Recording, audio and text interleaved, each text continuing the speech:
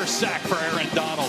SEC championship and college football playoff dreams are at stake today for Texas A&M as the Aggies host South Carolina in front of over 100,000 at Kyle Field.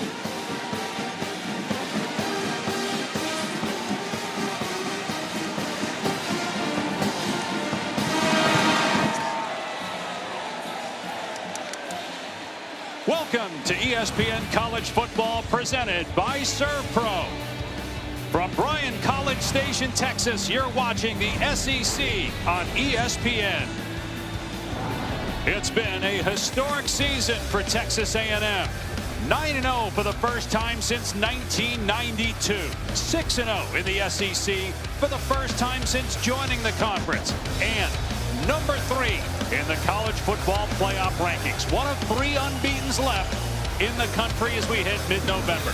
Dave Pasch, Dusty Dvorak, and Taylor McGregor with you. A&M is now 2 wins away from a guaranteed spot in its first ever SEC title game. It's been a magical year, and Dusty, they're led by a player that's exploded onto the national stage. Marcel Reed is so improved from where he was a year ago, and a legitimate Heisman Trophy candidate. One of the most explosive quarterbacks running the football in college, and so improved in the passing game. He's got an excellent offensive line, a stable running backs, and one of the most dynamic duos at wide receiver, and is leading this high-octane A&M offense in a great way. A different story for South Carolina's quarterback, Lenore Sellers. Here's Taylor. Dave, they're trying to get Lenore Sellers into a rhythm, and they're doing so with a new offensive play caller. 2 weeks ago, after they lost to Texas A&M, Shane Beamer fired his OC, Mike Shula. Today, Mike Furry takes over the play calling duties, and his #1 goal is to get Lenore Sellers to play free. They felt like they had been putting too much on his plate pre-snap, so they've tried to clean that up to get the ball out of his hands faster. But something to pay attention to, it is howling the wind down here. Talking to both coaches pregame, Dave and Dusty, that could play a huge factor in today's game, beginning with this kickoff. We were down on the field, Taylor, talking with you before the game, and saw several muff punts by South Carolina having issues adjusting to the wind. Meanwhile, look at that. A&M basically has to win, or the odds say they will not make it to the SEC title game, and they still have to go to Austin on Black Friday on ABC to face Texas. A&M won the toss and deferred. South Carolina will get it first. And Taylor mentioned Lenore Sellers and the success that he had last year in general, but specifically against Texas A&M. He ruined their season. The Aggies were 7-1, ranked 10th. They lost that game and then ended up losing 4 of their final 5 as Sellers ran for over 100, threw for almost 250, and had 3 total touchdowns. Well, the size is really what jumps out. He's built more like a tight end at 6'3", 240 plus, powerful runner, so difficult to tackle, but he's been wildly inconsistent as a passer. 2 weeks of prep with the new play caller. We'll see if they can get him into an early rhythm and get some confidence going with him here at throwing the football. And a handoff to Fuller on first down. Matt Fuller, who's been getting a lot of carries of late, picks up 3 as we take a look at today's proven performance, brought to you by Goodyear. Well, Lenore Sellers has been sacked a lot on the offensive line, and some of it's on him holding the football too much. And this is one of the most ferocious pass rushes in all of college football. Cassius Howell headlines this Aggies front, leading the SEC in sacks, but they bring pressures on third down, and they're going to attack Lenore Sellers from all directions. No keep it on the ground on second down, and it's a first down for Jaworn Howell. Just his 8th rush of the season, playing just his 3rd game. 12-yard pickup. Good job right here off the left side and getting up to the second level. Opens up a good hole on the interior of this offensive line, and downhill running from Jaworn Howell. Boy, that'll help Sellers if they can get the run game going. They've been the worst offense in the SEC this season. Another run play, and a nice cut that time in the hole by Fuller, and he gets 5 yards before he's tackled on the play by Torian York.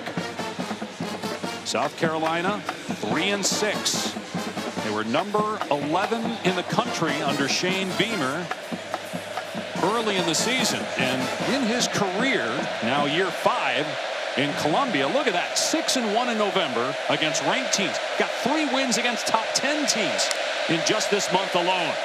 And now Sellers throwing to Harbor on the perimeter. And Harbor close to a first down. They'll spot him about a half-yard shy. Third down coming up. Got to think in this spot, Dave. Third and short. Keep the ball in your quarterback's hands. Lenore Sellers, we talked about his size and how difficult he is to tackle. Like to see him keep it here to convert on this third down. Texas A&M, the best third down defense in the country.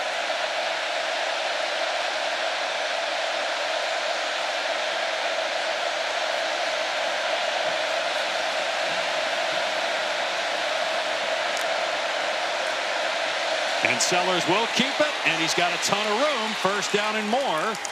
Gets an extra yard and picks up a total of 12 down to the 39 of A&M. Well, it's a really good read. Watch this edge. Both these guys are going to stay inside. It's going to open up the perimeter for Lenore Sellers. Nice job at the mesh as he feels both Cassius Howell and Sanford, the linebacker, play inside. He says, this is too easy. I'm going to just go ahead and take this opportunity, get to the perimeter, and pick up a first down.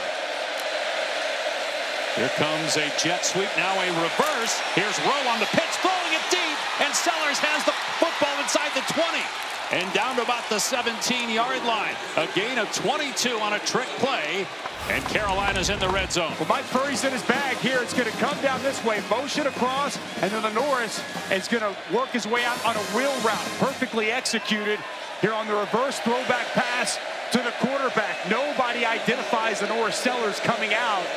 Pass is where it needs to be, and a nice job after the catch by Lenore Sellers. Mike Furry could not have scripted a better offensive start to this game for South Carolina. Former wide receiver in the NFL and in his second year as the receivers coach.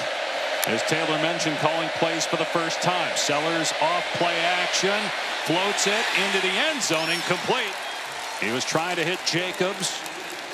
Dalton Brooks in coverage, second down. Pressure from Deion Hayes that time on Sellers. Also good coverage there by Des Ricks, and they're going to put these corners on islands with the pressure that they bring and what they like to do defensively. Put a lot on Des Ricks, put a lot on Will Lee, and they will have to be up to the task here throughout the course of this ball game.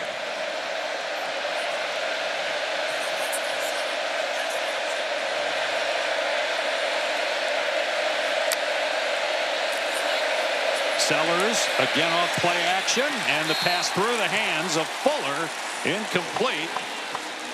Damian Sanford out there in coverage, and now it's 3rd and 10. And this is where they didn't want to be. We showed that graphic. #1 third down defense in the country. It's because they've been able to get teams in third and long situations. And what they love to do, put a lot of guys at the line of scrimmage, make you identify exactly where they're coming from. And few teams in all of college football pressure the quarterback like this Aggies front.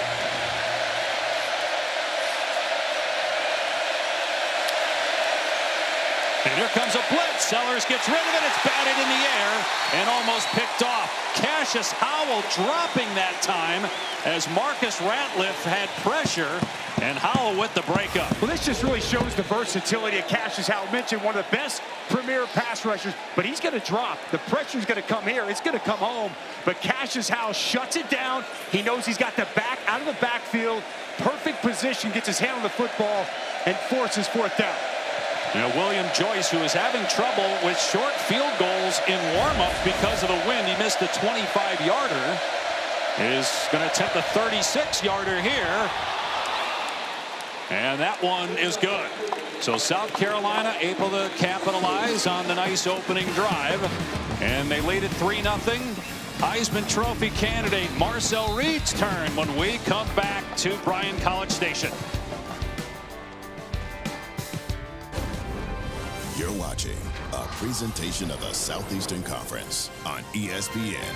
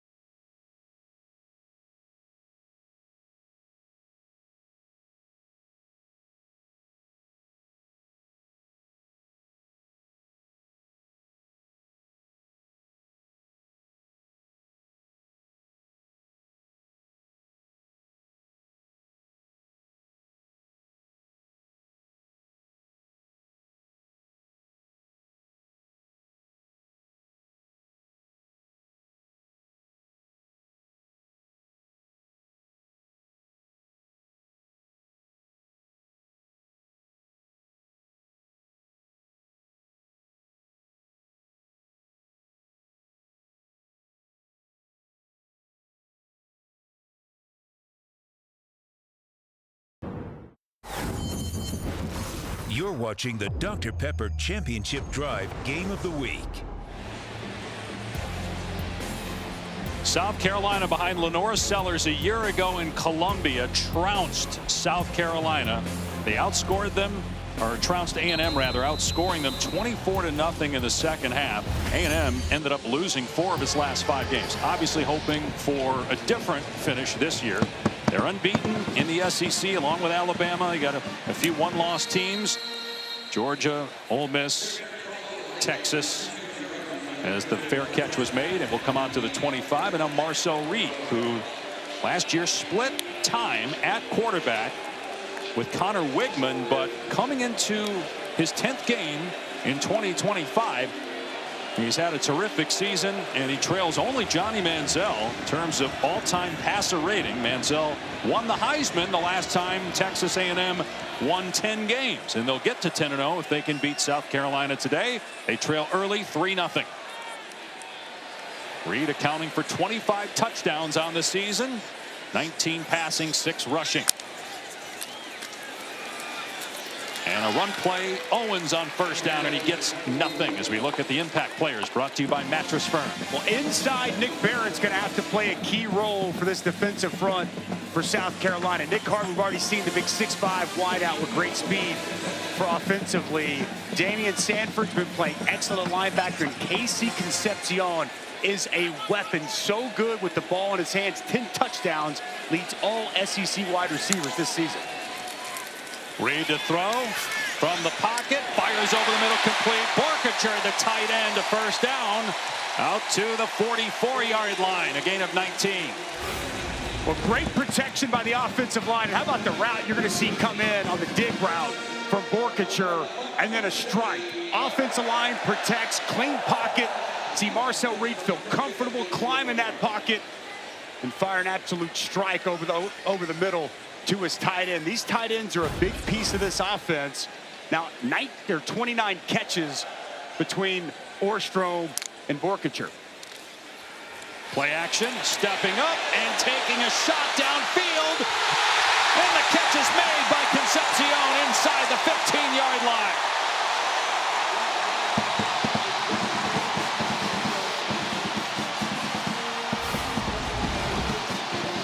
You're going to see the pressure on Marcel Reed. Brian Thomas able to get there, but the speed down the field of Casey Concepcion, too good. One-on-one coverage, not going to be able to keep up with him. Safety's laid over the top, and you can't throw it any better than that, Dave Pash. 43-yard pass play, and now a jet sweep. It's Owens trying to get to the perimeter, and he's spun down. Check that, it was Craver on the carry, and Judge Collier able to track him down for a loss of a couple on the play. Boy, Marcel Reed, the confidence he has. We met with him yesterday, and he's as enjoyable a conversation as we've had all year. Just a great young man. You sense his presence and confidence, and can see why he is the leader of this A&M team. Charismatic. He was very impressive, and you're right, that confidence was oozing out of every word when he sat with us there yesterday, and it's oozing out of every throw we've seen so far today. Reed, and that pass off target, thrown in between Craver and his tight end. Looked like he wanted to try to hit Orstrom coming out of that break, and just bad timing and misfire for Marcel Reed.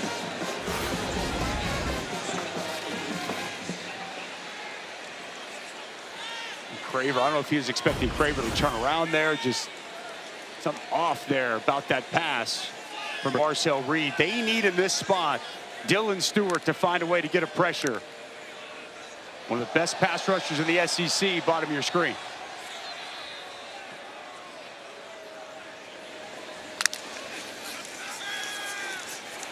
Reed in trouble, and he's sacked. Brian Thomas Jr. back there and forced a fumble. It was recovered by Kronover, the right tackle. And it's going to be a field goal attempt here for A&M. Well, this is relentless effort. Watch him work back inside and just be tough and physical, continue to fight as he works inside to the quarterback, and a big hit on Marcel Reed. This is one of the best offensive lines in the country, and Brian Thomas with that motor and relentless effort to the quarterback with a big sack. Looked like Reed was down, but again, it was recovered by Cronover anyway.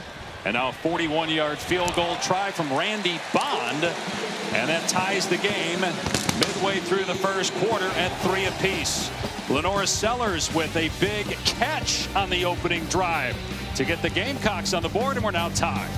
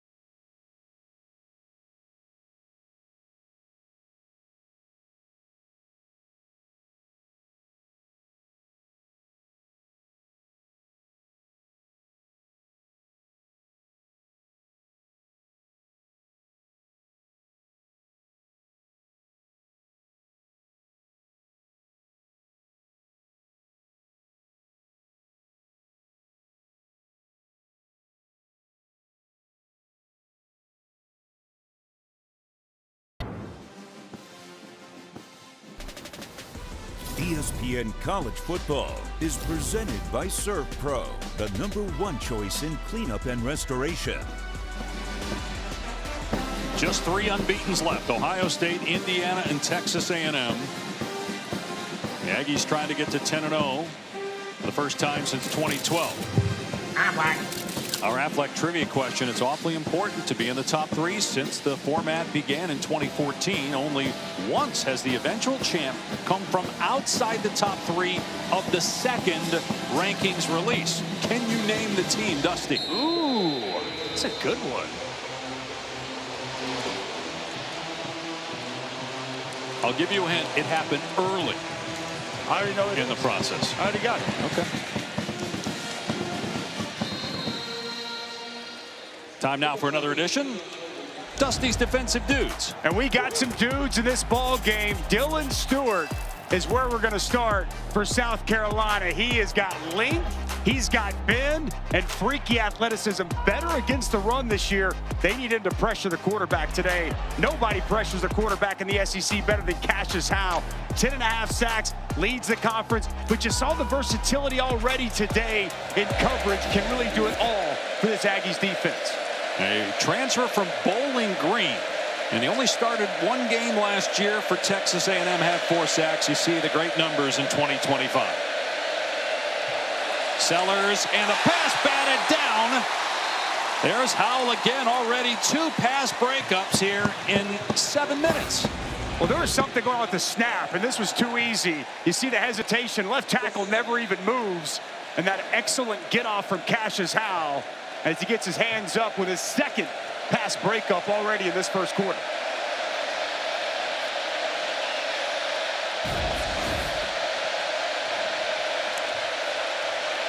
Sellers to throw again, has time, tries to dump it off, and it's batted again by Howell.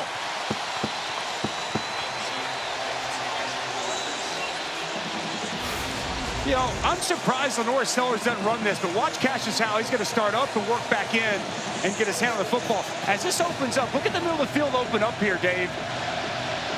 Looked to me like an opportunity for Lenore to get 5 or more yards running the football, but instead it's another nice job by Cassius Howell. A little surprised they're not running the ball in general on first down and second down.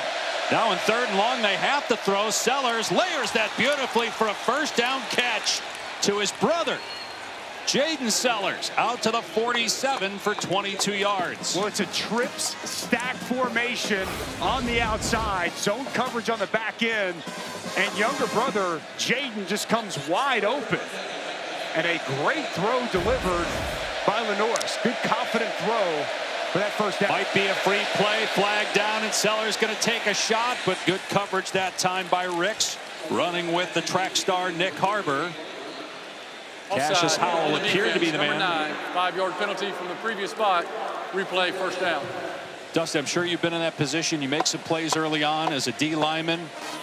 You're starting to get hungrier and you jump, right? Trying to jump that snap count, trying to get going. And it unfortunately happens to the best of us on the defensive line. And obviously creates opportunity for the offense as they try to take a shot there to Nick Harbor. I'd like to see him get back to that ground game they had a lot of success with on the opening drive. And it's going to be a design run for Sellers, and he's got a crease. Out of bounds inside the 30-yard line. Chased out by Sanford, a gain of 20 for South Carolina. There's a flag down, though. We got a flag. They're going to pull the guard. They're going to pull the center. And Lenore Sellers going to be able to get to the perimeter, but it's all going to be for naught and going to come back. It looked like Jordan Dingle, the tight end there on the edge. Shot block on the offense. Number 78 and number 72. 15-yard penalty from the previous spot. Replay, first down. Looked like there maybe was a hold as well, but they get Surratt and Trovon Ball for the chop block. That's a big penalty. Ball goes low, and then you see Surratt go high. Either way, you can't do that. If you're engaged high, you can't go low. You can't start low, then somebody go high. It's a good call by the official.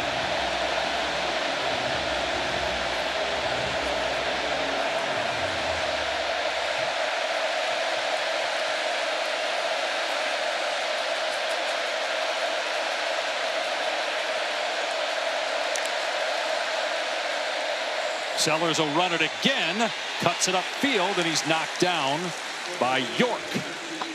Gain of 6 on the play. Sellers was so good running the ball last year. He had 7 rushing touchdowns. One of the reasons he went from a player that was virtually unknown early last year to skyrocketing up the draft boards and the Heisman conversation, but he's been as disappointing a player this year as anybody in college football. Really feels like he's taken a step back as a passer and hasn't had that impact as a runner. Big stage and opportunity here today. His pass caught near midfield is Jacobs. He gets drilled by York. But maybe the change with play calling, Mike Shula fired going into the bye on November 2nd and going with Mike Furry, maybe that will spark Sellers. He certainly has looked better here in the first quarter than he had for a good part of this year. Preseason first team All-SEC quarterback. Look at all these bodies at the line of scrimmage, Dave. Now you got to try to figure out if Lenore Sellers and the offensive line, who's coming, who's not. Let's see if they're able to pick up this pressure or if A&M bails at the snap. Try to confuse you in these spots. Pressure off the edge. Sellers throws it deep, and it's caught. And they're marking Jacobs down, or no. Now official comes in and says touchdown, South Carolina. A strike by Sellers, 50 yards to Vandravius Jacobs.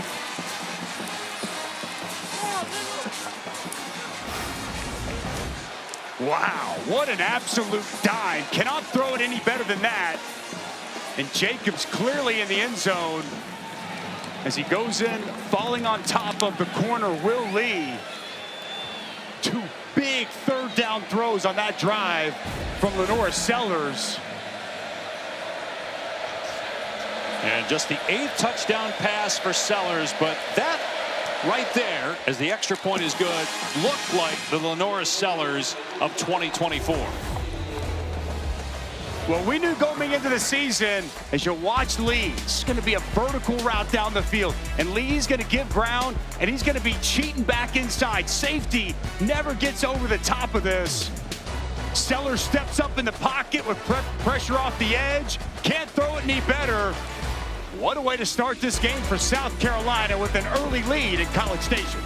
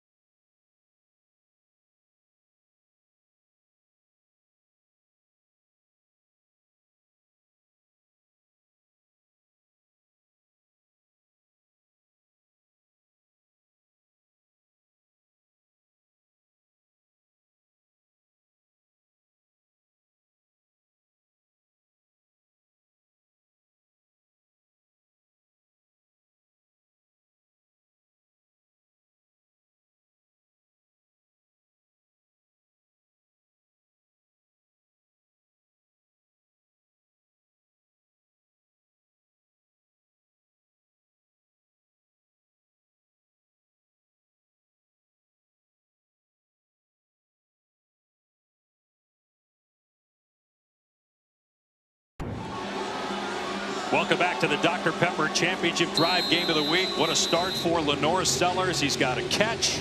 He's got 18 yards rushing, and he just threw a 50-yard bomb right on the money to Vandravius Jacobs to give South Carolina the lead against number 3 Texas A&M. And another fair catch signal, and this will come out to the 25 as we check in with Matt Berry in the studio.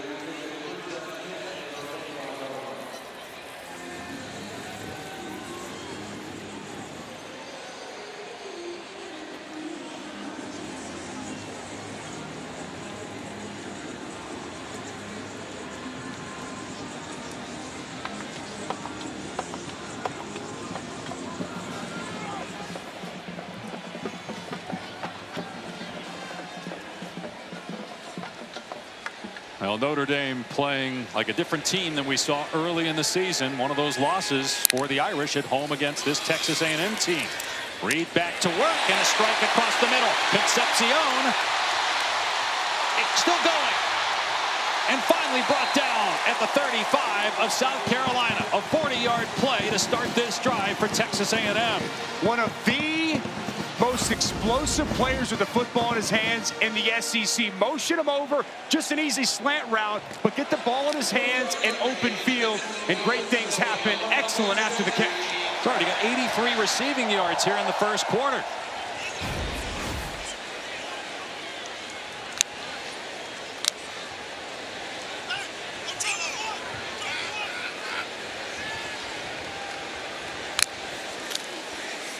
Owens gets the carry off the left side with room. And a gain of close to 8 before he's tackled by Okoronkwo. A nice downhill running there by Reuben Owens, who is really starting to put together an excellent season. 100 yards last week for the second time this year. You know, he was highly touted coming out, a 5-star running back, one of the best in the country, tears his ACL last year before the year. And with Le'Veon Moss out, Reuben Owens has really picked it up. 2 100-yard games in his last 5. Had a couple of touchdowns last week. The win at Missouri.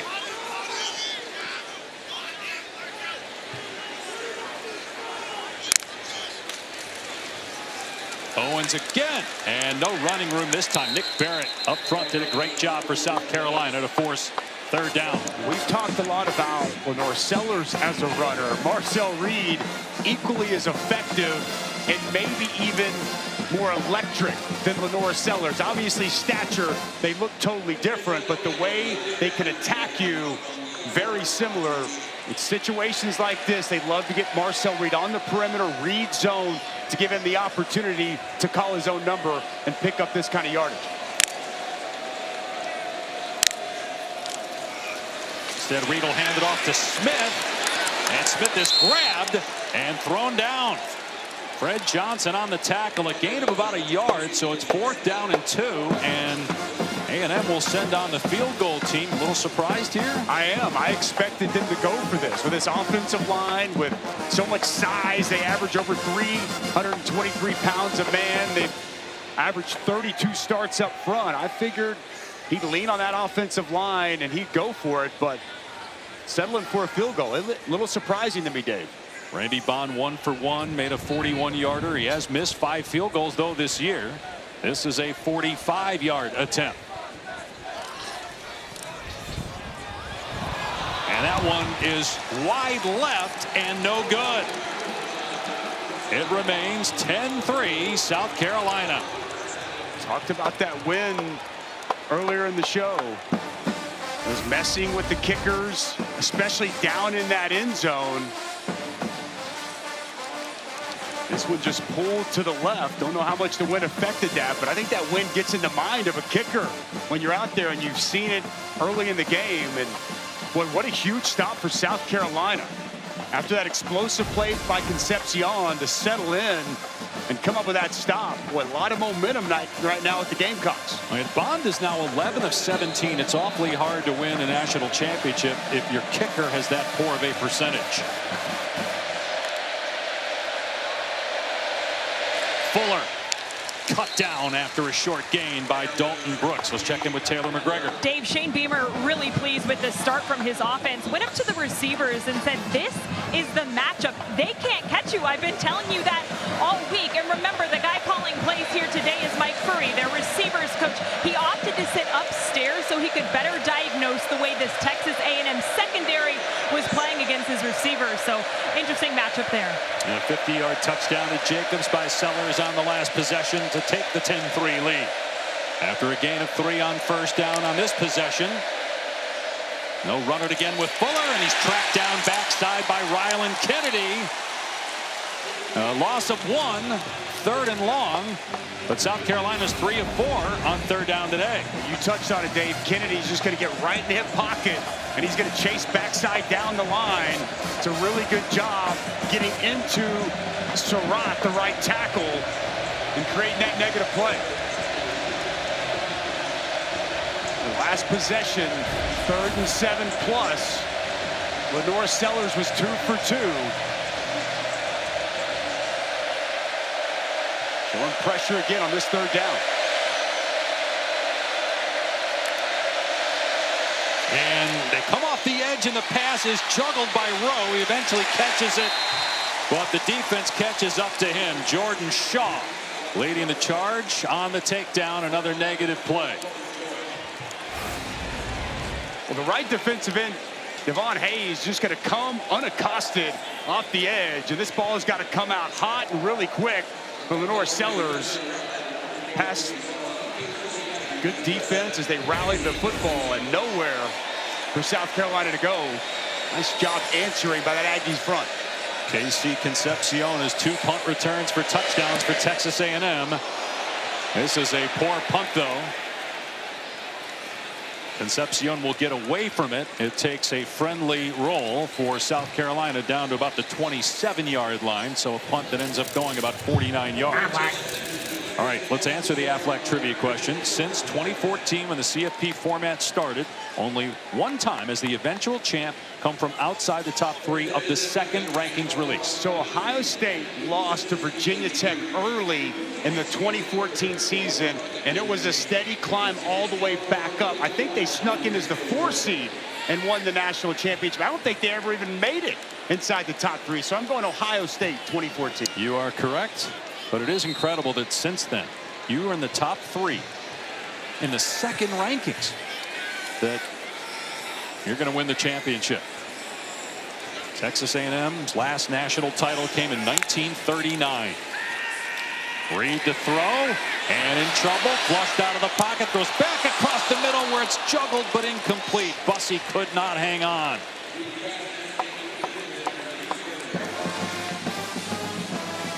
Against his body, pass a little bit low. Bussey went down and tried to corral it, unable to. Bussey, a dynamic athlete as well. Mr. Texas football as a junior. Really good. The return game on kickoff and continuing to build his role as receiver for this offense. Couldn't bring in that first down throw.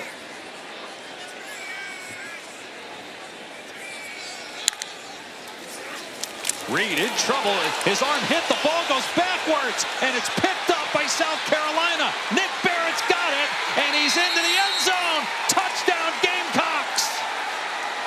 Dylan Stewart got to the quarterback, and Barrett does the rest. What a way to end the quarter for South Carolina. We touched on Dylan Stewart, his link. Watch this get off. Dylan Stewart's going to be untouched. Watch him get in the backfield. He first gets Reuben Owens, then he gets the arm of Marcel Reed. That passes backwards, and that's a scoop and score touchdown for the big man, Nick Barrett. Wow.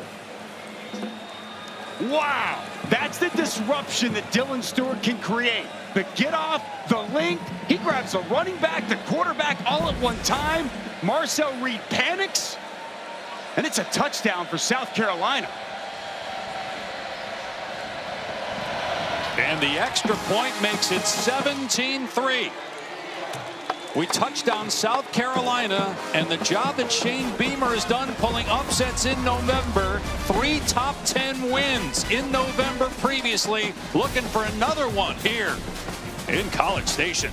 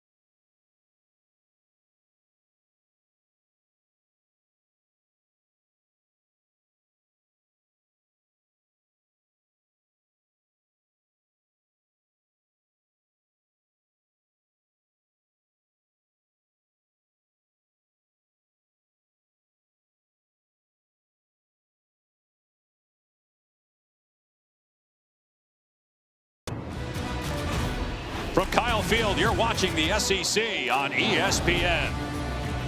A surprise through one quarter here in College Station. Third-ranked Texas A&M trails South Carolina 17-3 after a fumble recovery for a touchdown at the end of the quarter. The third fumble return for a score for South Carolina this season. They lead the SEC in takeaways now with 17. Moments ago, Shane Beamer with Taylor. Coach, you couldn't have scripted a better start for your group. What's impressed you the most about what you've done so far? Just guys making plays.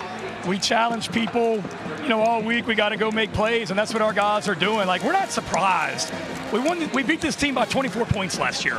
And I get it. They got a hell of a football team. There's not a team in the country playing better than these guys. But our guys didn't come in here just hoping to compete.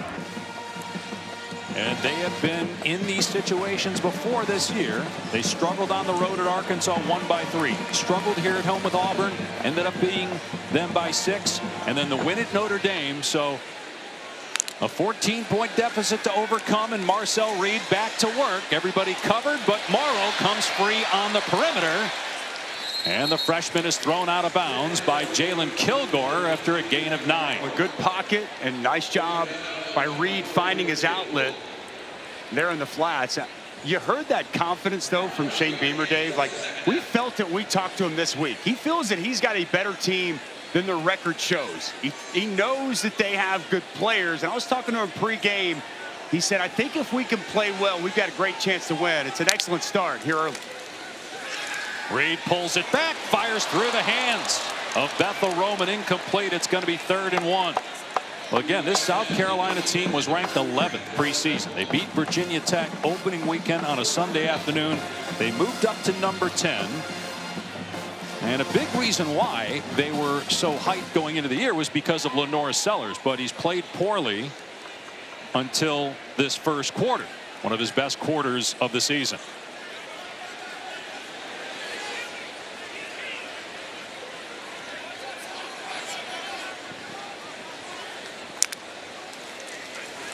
Morrow takes the handoff, and he is belted short of the line to gain. DQ Smith in there with the hit. It's a loss of a yard, and it's 4th down. Wow, this South Carolina defense has come to play. DQ Smith's going to come right off the edge, unaccounted for, and he's going to hit Morrow behind the line of scrimmage and force another A&M punt. When we've seen short yardage situations here today, this defensive line, the aggressiveness of defensive coordinator Clayton White really challenged what's been an excellent offensive line and short yardage run game for Texas A&M. Kilgore is deep for South Carolina. Excellent punt. And it checks up and is downed around the 10-yard line.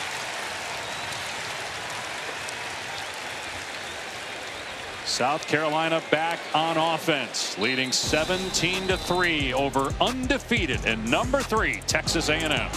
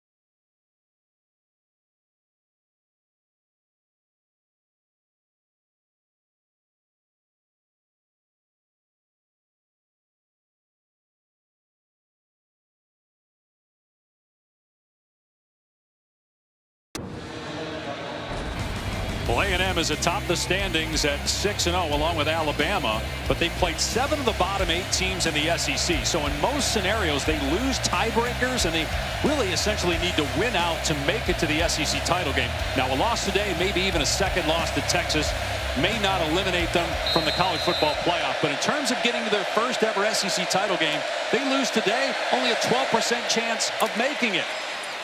Here's Jaden Sellers. And he's to the 16 for a gain of about 5. Haven't been in a conference championship game since '98 when they won the Big 12. So whether it's the Big 12, and as you mentioned, Dave, they have not been to an SEC title game. Just crazy the way the schedule has broken for them. And as you pointed out, they lose any tiebreaker scenario. Sellers to throw, and now takes off. And then throws before he crosses the line of scrimmage. And it was thrown over the head of Harbor, but a flag is down. Will Lee, who got beat on the touchdown in the first quarter, going to get called for a penalty here. Pass interference on the defense, number 4. 15-yard penalty from the previous spot. Automatic first down. Well, they are taking their shots down the field. Nick Harbor, it's what he does best, go vertically. The contact by Will Lee. See hand fighting there. Yeah, he got him with that left hand, little wrap up. They were both kind of jockeying for position. Was a ball catchable? I don't, because it looked to me like Harbor throttled down, wasn't expecting to pass, and then tried to speed back up. Will Lee draw the contact. Hand off to Howell on first down. Stretches forward to the 35. Well, Texas A&M head coach Mike Elko in his second year has done a tremendous job, and reports today from our Pete Thamel that he's staying in Aggie land with a contract extension. But that news overshadowed right now by the score. Well, it's money well spent. Mike Elko has been an excellent hire. He's done a great job, and you want to keep him right here in College Station, but you want to handle their business here today. Sellers dumping it off to Dingle, the tight end. First down into Texas A&M territory. And close to the 40-yard line. Dingle's 10th catch of the season. Gain of 24. Watch Dalton Brooks is going to sneak up and come in, and they're going to bring Dingle right out the outside, and nobody accounts for him. And it's an easy pitch and catch for Sellers. Lenora Sellers, 6 of 11, over 100 passing yards and a touchdown. He's caught a pass. He's run for 18 yards. And he's got South Carolina on the move, looking to add to a 14-point lead.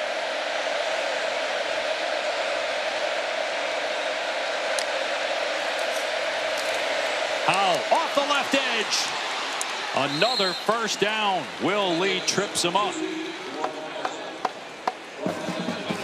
14 more yards. Nick Sharp off the left side. Watch him just work and move people out of the way. Does a really good job continuing to work. You see 5. DJ Hicks works inside, and a big hole opens up off that left side. And South Carolina finding a groove, Dave, on the ground and on the arm of Lenora Sellers. They have 63 rushing yards to -13 for Texas A&M.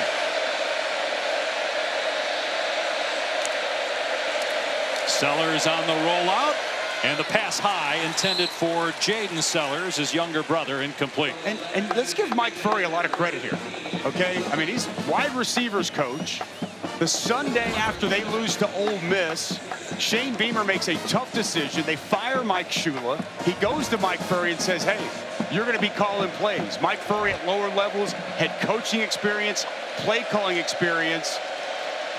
And he's given him this opportunity. And how about the response we've seen from this Gamecocks offense, Dave?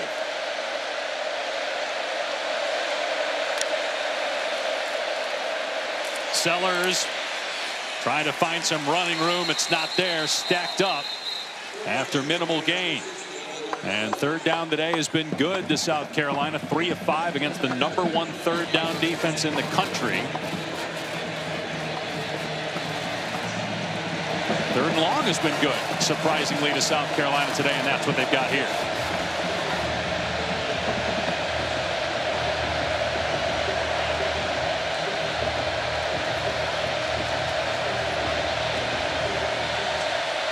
Cassius Howell, sack leader in the SEC, bottom of your screen. They're going to be conservative and hand it off. Fuller dropped after a gain of about 2 or 3 by Marcus Ratliff. And South Carolina just wanted to get points there to make it a 3-possession game. Didn't want to drop back and potentially get sacked. They get bumped out of field goal range. With a 2-touchdown lead, Shane Beamer clearly saying, hey, we want to try to do our best to get points on the board and try to push this to a 3-score game. William Joyce made a 36-yard field goal earlier. This is a 41-yard attempt.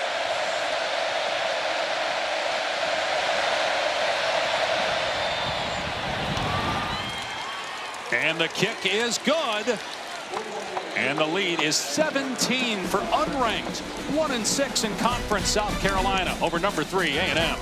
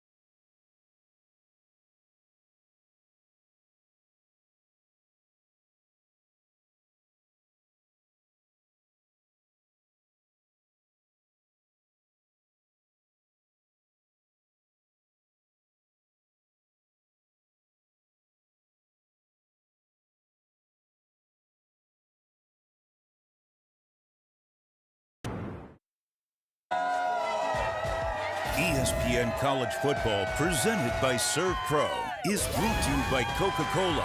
Fan work is thirsty work.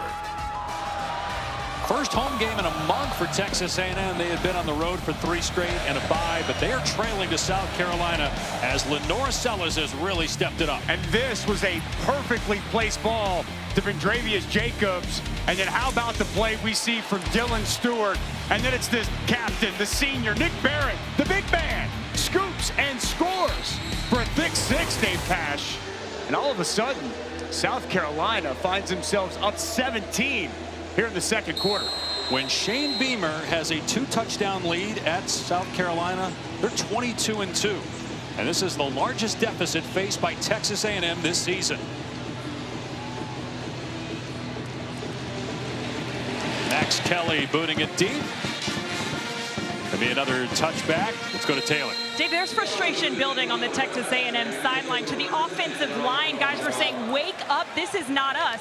And to their point, that group as a whole has been so good at preventing negative plays, but so far, 4 TFLs, 2 sacks, uncharacteristic for Texas A&M. Yeah, they lead the SEC in fewest sacks allowed and lead the country in fewest tackles for loss allowed.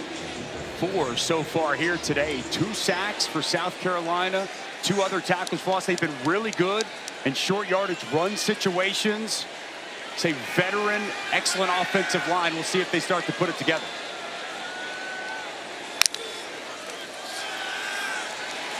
Reed gets hit, the ball flutters, and it is tipped and almost picked off, but incomplete. Dylan Stewart again got pressure. So Dylan Stewart is putting on a clinic. He's healthy. He was banged up against Ole Miss. The bye week has clearly helped him a lot. Watch him work off this edge. Now, it's called a long arm. He's going to use his arm on the inside of the right tackle crown over, and he's going to shove him back inside and then work his other arm back over the top to work back inside. A lot of pressure coming from number 6 off these edges here early. And Kilgore and Okoronkwo both had a chance to intercept Reed. Owen straight ahead, nothing there. Dragged down after a gain of maybe 2 by Johnson. There's nowhere to go, Dave. It's good up front by the defensive line. Fred Johnson's flying downhill from that linebacker position. Clayton White told us he was trying to find anything he could to inspire and motivate this defense, and well, they have been highly motivated here early on in this game. Again, look at those negative rushing yards because of the sacks and tackles for a loss surrendered. It's a huge 3rd down, it feels like, here for Marcel Reed and company. He's got time, and his pass is dropped. Craver could not secure it. Incomplete. 4th down. Nothing going right for the Aggies. There is a flag down in the backfield. Holding, number 55 on the offense. Penalty is declined. 4th down. Well, Mario Craver does a really good job creating separation. You see Kilgore really backed off, honoring that speed.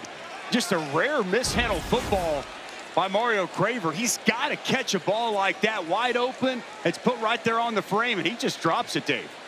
And now Tyler White to punt to the dangerous Bakari Swain, who has 3 punt returns for touchdowns this season. Leads the country. And it's a short punt.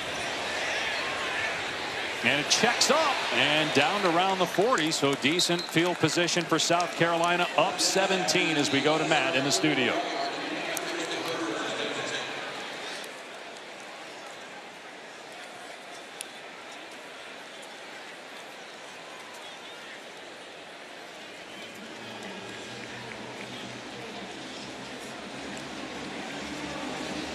It was interesting, Matt. A lot of people thought Indiana should have been behind Texas A&M after that close win against Penn State. They're number 2, A&M number 3. Look at this score. Aggies down 17. Well, Aggies actually have the number 1 strength of record, though they come in number 3 from the committee. They are a dogfight here early in this ball game. Need their defense to find a way to get a stop here.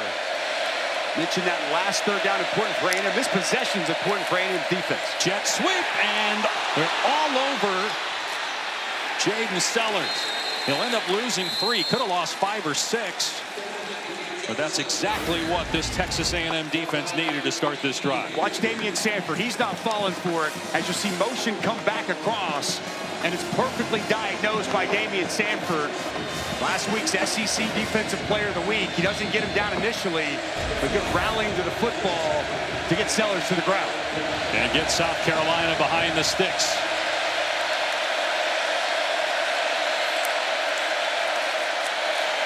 Sellers through the hands of the offensive player and then almost ricocheted to the defender. Jacobs could not make the catch. It's 3rd down and 13. Boy, this is an excellent throw from Lenore Sellers. He's had accuracy issues, no accuracy issues today, and especially on this play. This has got to be caught by Jacobs. Almost disaster there as it glances off an Aggies defender. That was Will Lee who got a hand on it for Texas A&M.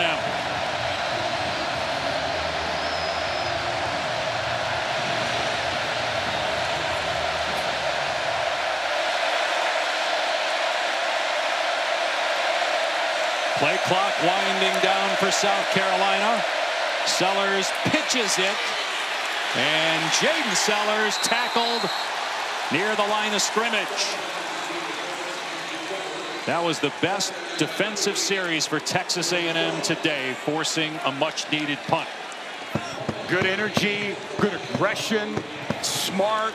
You see Mike Furry not going to put the ball up in the air on 3rd and super long. Try to run just a little speed option with the motion man, Jaden Sellers. It's well diagnosed and a very important stop there. Quick 3 and out for this Aggies defense.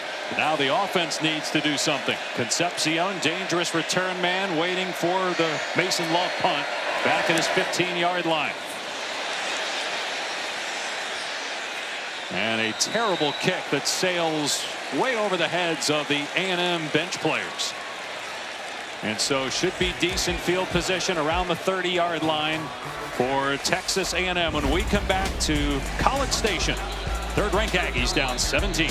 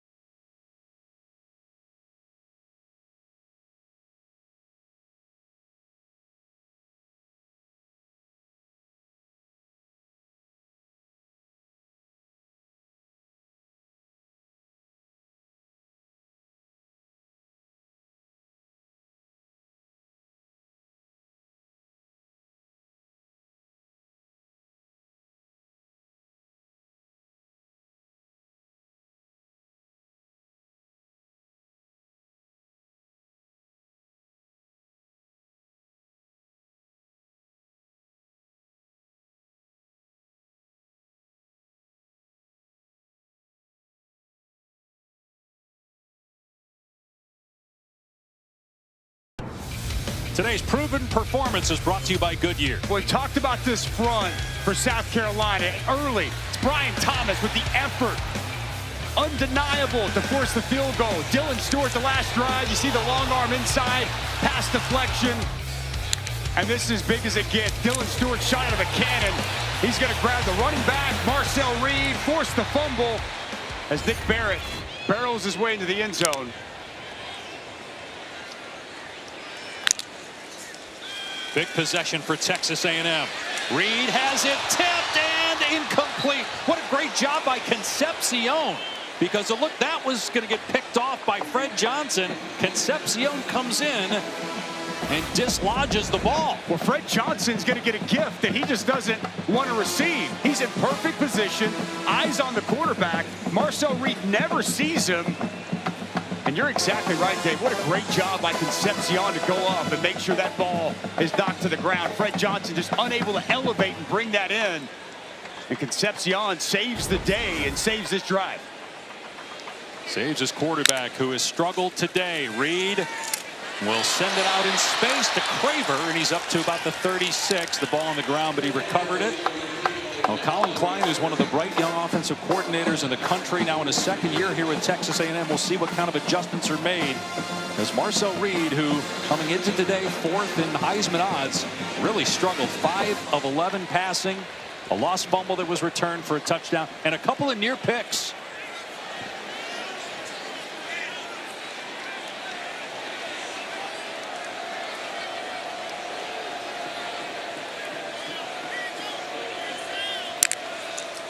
Reed on 3rd and 4. And there was a lot of contact, and here comes a flag. Intended for Bethel Roman. He got knocked down by Brandon Cisse.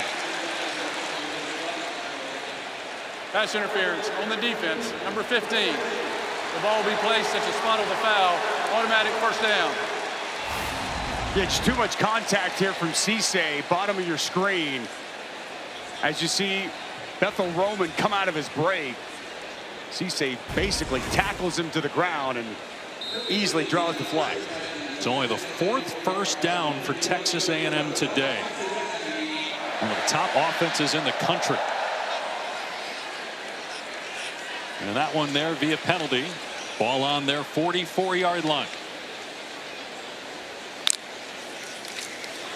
Reed play fake, pressure in his face, and he throws incomplete, trying to hit Bethel Roman.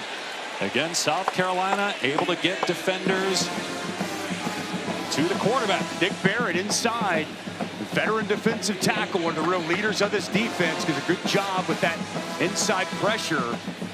This defensive line is having itself a ball game. And they're going up against a Joe Moore Award semifinalist. That goes to the best offensive line in football. One of the most veteran groups, continuity. And South Carolina dominating this matchup here early.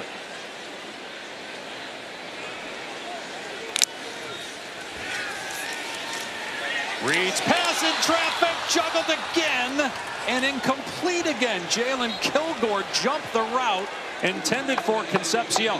3rd time there could have easily been an interception for the Gamecocks. Well, this is great anticipation by Jalen Kilgore. He sees this all the way, and this pass kind of floated out there. And Jalen Kilgore gets his hands on the football. He's lucky that wasn't a pick six, Dave. You feel like Reed is forcing it right now, feeling the pressure a little bit maybe? I think that was just, he was designed to get the ball out. He was throwing it there, trying to go nice and easy, and Kilgore was one step ahead. They go empty set on 3rd and 10. Reed is now 5 for 13 passing. Has time to throw. Everybody covered. Reed trying to take off and dragged down after a gain of maybe 2 by Brian Thomas Jr. And Texas A&M is going to have to punt the ball. Well, there's going to be nobody whatsoever open here. Protection is good initially. Protection's clean. He's got a good pocket. But look down the field. No one's open. Everybody's covered. Everybody's accounted for. This really good defense. Brian Thomas comes off that block late and gets Reed to the ground. Another punt for Tyler White. Going to try to pin South Carolina deep. This kick will roll down to about the 11-yard line. Well, coming up on ABC this afternoon at 3:30. A lot of playoff implications in both the 3:30 and the 7:30 Eastern games on ABC, with Alabama taking on Oklahoma, followed by Texas at Georgia. What a lineup today. My goodness. Doesn't get any bigger and better than that. Oklahoma, Alabama. Since the AP poll era, no teams, no programs have won more games in college football. That defense of Oklahoma against Ty Simpson and that offense. It's going to be a great one there. And with Georgia, Texas, we saw that matchup twice last year. Georgia had Texas' number. See if Sark's got something in store with an extra week to prepare. Faison on 1st down, wrestled to the ground after maybe 1. Corey New York on the stop. It's interesting. That's the first time we've seen Faison get the ball. We've seen more Jawarn Howell today, Matt Fuller, again, new play caller, and Mike Furry, maybe giving some opportunities to some other guys in practice. We've seen some decent success on the ground here in this first half from South Carolina. 69 rushing yards for South Carolina. -9 for Texas A&M. They'll keep it on the ground with Faison. And he's able to break a tackle and another one. Faison across the 30 and all the way to the 34. What an incredible run. Breaking tackles, dragging defenders for a 22-yard gain. Just keep those legs churning. Faison unwilling to go down. He's met in the hole by Sanford. And there's two Aggies defenders on him, but he just keeps driving the legs. A nice pickup. Sellers off play action, long throw. There is a flag down. It was caught by Mazio Bennett Jr.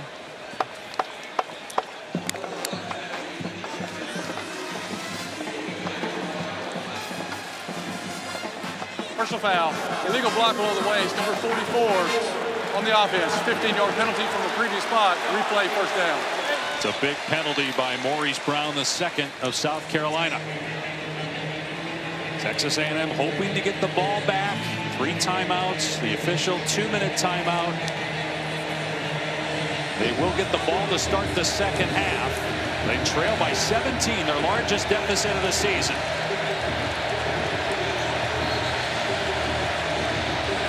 First and 25 now for South Carolina.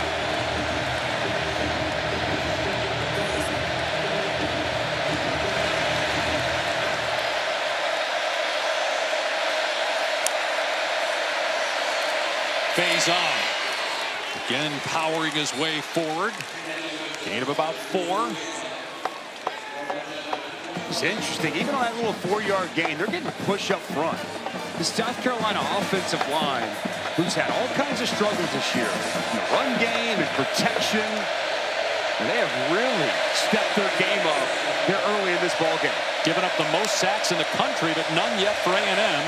And they can't get after Sellers here. He throws high. It's picked off. Intercepted by Dalton Brooks.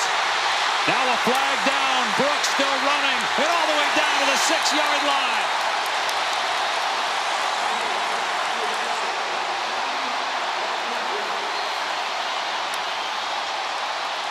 Boy, did Texas A&M need that.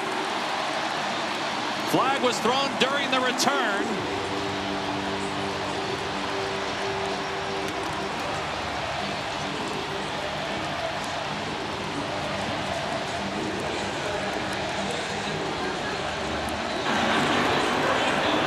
Result of the play was an interception by Texas A&M. First down, Texas A&M. Sideline warning against Texas A&M. Well, this is exactly what the Aggies needed. As you're going to see Lenore Sellers try to hit his tight end, Maurice Brown. He's just going to work his way right up inside, but then the safety over the top. Dalton Brooks. This is a poor pass by Sellers behind, high, off the hand of Brown, into the hands of Dalton Brooks. Really good return after the interception, setting Marcel Reed up inside the 10. First and goal. Reed on the run. And gets back to the line of scrimmage, and that's it. Boy, today, Dusty, we've seen a lot of Lenore Sellers' 2024 version. That last pass was this year's version. That's his worst play we've seen so far. Just a crucial mistake here before halftime. Behind and high of his intended target. And it's a huge takeaway for Texas A&M. I think it's very important that the Aggies cash in here and for a touchdown.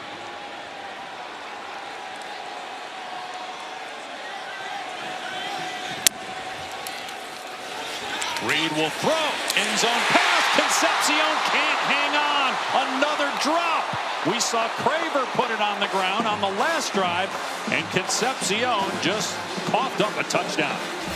This is wild. I mean, these have been the 2 most reliable targets for Texas A&M all year. That ball right in his hands.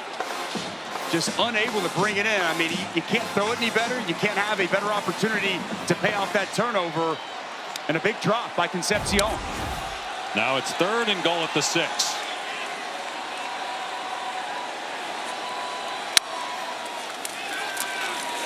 Reed pumps. Fires high, incomplete, over the head of Concepcion. You got to wonder with the drops if just squeezing the ball a little too tight, feeling the pressure, trailing by 17.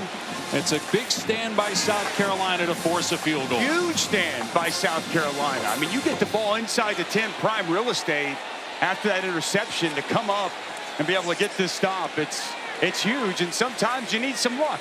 Aided by that big drop by Concepcion. Bond missed the 45-yard attempt earlier. This is a lot shorter, 24 yards. And it hits the upright, and it's no good. Oh, my goodness. What a disaster for A&M after they get the takeaway. Have first and goal on the 6. A drop touchdown, and now a horrible kick. And it remains 20-3. Well, if you want a recipe of how an upset brews, it's mistakes like we're seeing from the Aggies. Now, the second missed kick, and this one a chip shot gimme. Doink off the left upright. And the kicking woes continue for Randy Vaughn. Wow, to come up with no points after that takeaway. That's somewhat devastating for Texas A&M. I mean, you had a chance to get it within 10. You're going to get the ball back to start the third quarter. Who knows? You still might get one more possession this half. There's plenty of time with 3 timeouts and the 2-minute timeout to get a stop and get the ball back. But now South Carolina's back on offense. Sellers' last pass was picked off, but it does not cost the Gamecocks.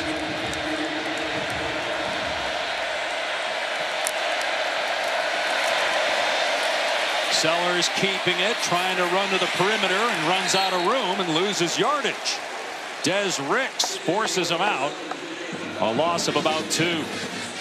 That'll take us to the 2-minute timeout. 3 unbeatens left in college football. Ohio State, Indiana, and Texas A&M. But the Aggies in trouble late in the first half, down 17 at home to unranked South Carolina.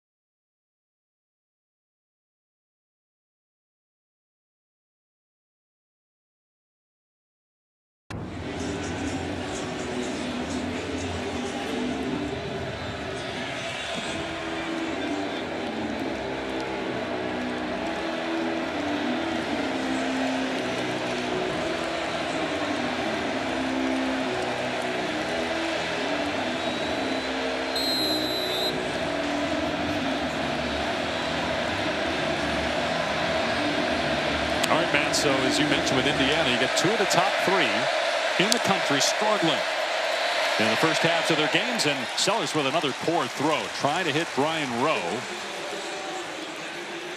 1:57 left, 3rd and 11, plenty of time for Texas A&M if they can get the stop and get the ball back. South Carolina 3 of 7 on 3rd down in this game. They were 3 of 4, so they're 0 for the last 3 against the #1 3rd down defense in college football. And a big reason why it's the pass rush. Cassius Howell, top of your screen. Deion Hayes, the other quality rusher, bottom of your screen.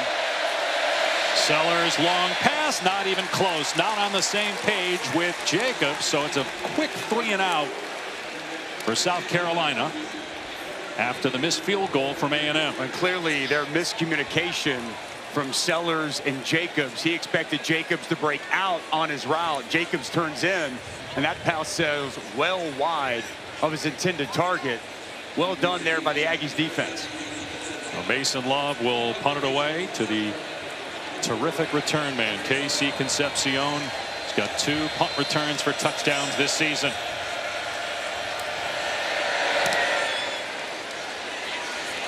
A short punt, but it bounces right to Concepcion. He turns it upfield.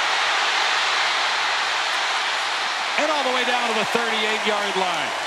So excellent field position with plenty of time. Dave Pasch, Dusty Dvorak, Taylor McGregor with you.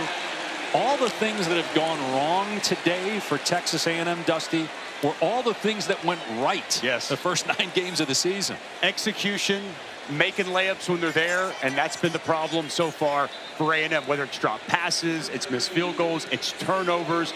And it gives South Carolina a lot of credit, though. The line of scrimmage, which this A&M team has been a line of scrimmage team, that has been a massive advantage to South Carolina so far in this first half. And Dylan Stewart, one of the guys you talked about earlier in the game, has been wreaking havoc on the D-line for South Carolina. Coming away with points, Dave, in this drive, I think is so important for Texas A&M before half. Build some momentum going in there for Mike Elko and his squad.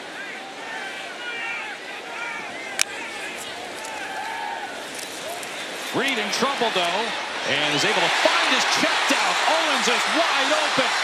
Reuben Owens picked up and dropped at the 14 after a 24-yard pickup. Well, this is well done here by Marcel Reed.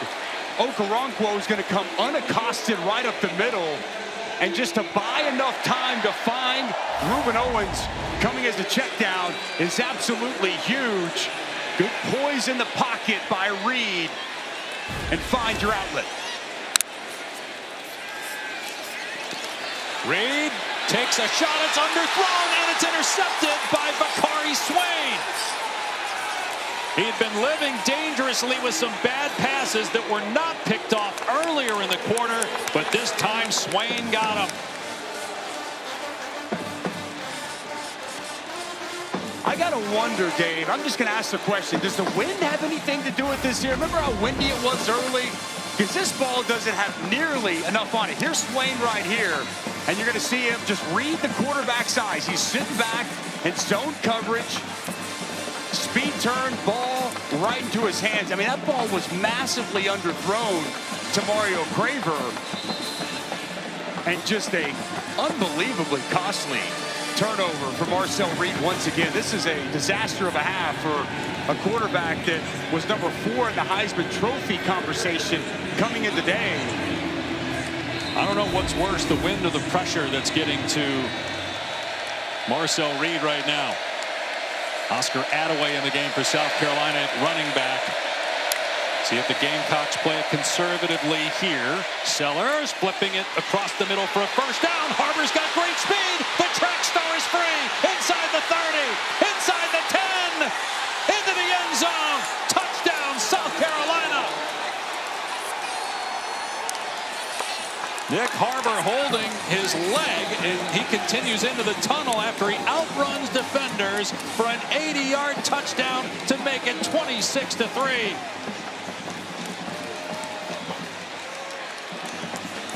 That is track speed from the big man, Nick Harbor. No shots of anybody catching him. one of the fastest track competitors in the SEC last year. He gave up track, went all in on football this season. He's continued to improve, fine-tune his game. And wow, an exclamation point here before half for Harbor in South Carolina. And you have to wonder, with the point after, even though there's a ton of time left after first and goal in the 6 and getting no points, and then a pick in the end zone, if A&M can overcome those mistakes. We're going to find out. Watch the route. Okay, he's going to sit down in the zone, and it's going to be a good find for Lenore Sellers. And this is just poor tackling. You've got to do a better job as the safety. Dalton Brooks comes down, and he's got to get Nick Harbor on the ground. You cannot miss that tackle and allow a player with the speed of Nick Harbor to get into the open field and take it to the house. You can live with the catch, Dave, but it's the safety's job to get that receiver on the ground. Flat out misses, and Nick Harbor, man, did he make them pay. 296 yards of total offense. And again, a South Carolina team with just one win. Now they played Alabama tight as the fair catch is made, so it's going to be a touchback. They lost to the Crimson Tide after leading in the second half. But other than that, they have not been in many close games of late. And a coaching change at offensive coordinator, 4 straight losses since the win against Kentucky. But what a turnaround here on the road against A&M. Shocking. I mean, this is a shocking situation we're watching unfold right here in front of us. But one thing I'll say, South Carolina, they got dudes. They got playmakers. Dylan Stewart, you see the speed of Nick Harbor, and their playmakers are making plays. A&M's are not. And Stewart with pressure. Reed in trouble, gets away from the defender. And the pass incomplete. It was Troy Pikes that benefited from Dylan Stewart's double team there, getting to the quarterback. I mean, we got to give South Carolina a ton of the credit, but these miscues have been very real all throughout the day for Texas A&M. The offensive line, yet another miscue, a game up front. They allow the inside pass rusher to come loose, and just more pressure for Marcel Reed. He's 1 for his last 10 passing.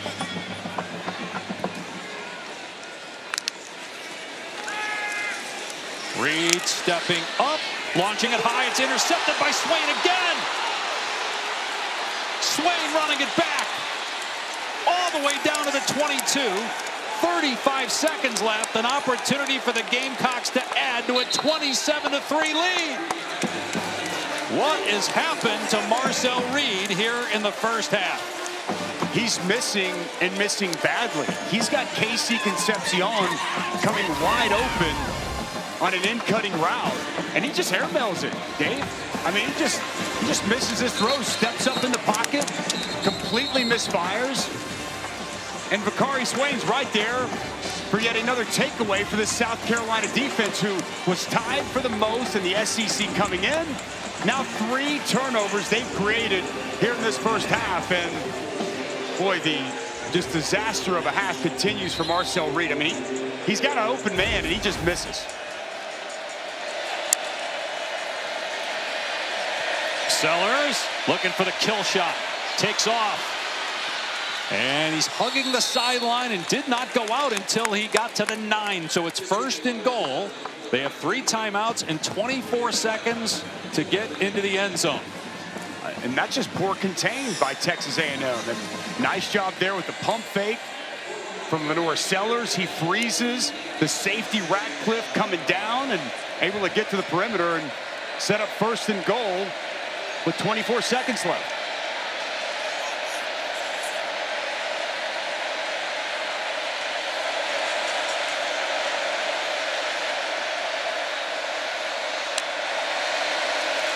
Sellers able to hit his tight end Brady Hunt. They're going to have to call timeout, but they're not. Clock is running. A little surprised. Shane Beamer took an extra 5 seconds off the clock before he called for time.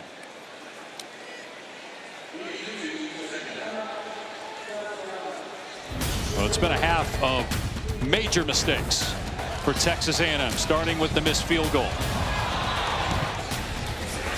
Then you have the forced fumble by Stewart. Barrett picks it up, returns for a touchdown. Then you have Concepcion dropping a touchdown. Then another missed field goal. And then you have 2 interceptions. One in the end zone. Poorly underthrown ball there, and this one overthrown. Bakari Swain, the benefactor on both of those errant throws by Marcel Reed. And that's how we got here to 27-3 with 11 seconds left. South Carolina still with 2 timeouts, so 2, maybe 3 more plays to try to get it into the end zone here. And obviously, if it gets to 4th and goal, they can just kick it and get 3 more points.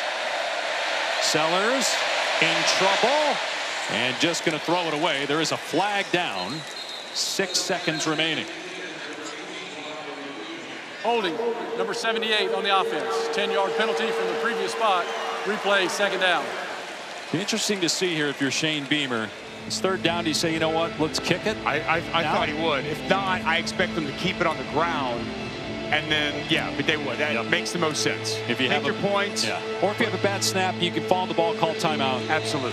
Makes all the sense in the world.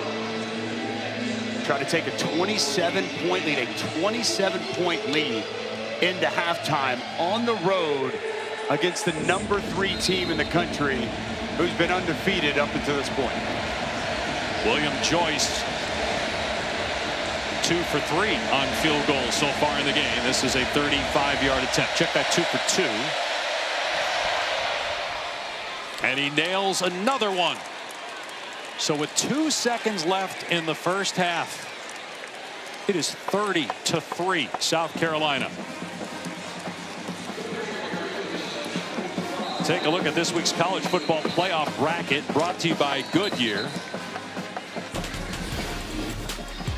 Obviously, Texas A&M in the top 3 because of the unbeaten record. And you got 4 SEC teams in. The margin for error is very little for A&M to get to the SEC title game. Almost every scenario they have to win out to get in. But if this continues and it's a blowout, I mean, where does the committee put them? No telling. I mean, there's a lot of football left to be played, so depending on what other things happen will obviously impact where they fall. But nothing other than a shocking opening 30 minutes can be said about what we've seen here at College Station. I mean, this meeting with the staff and players yesterday, Dave, I mean, confident. I mean, they were in a great place, and nothing would lead us to believe we would get this type of performance here in the first half. Bussey returns it, and the half comes to an end. The 3rd-ranked, you got a flag down. There's a penalty marker down. 3rd-ranked Texas A&M has played 7 of the bottom 8 teams in the SEC. They have played Texas at the end of the year, but no Georgia, no Alabama, no Oklahoma, no Ole Miss. I'm not sure it mattered who they played today because they're killing themselves. Foul, blow to the head, number 13 on the kicking team. That 15-yard penalty will be enforced on the second half kickoff. It's halftime. And A&M will get the ball to start the second half.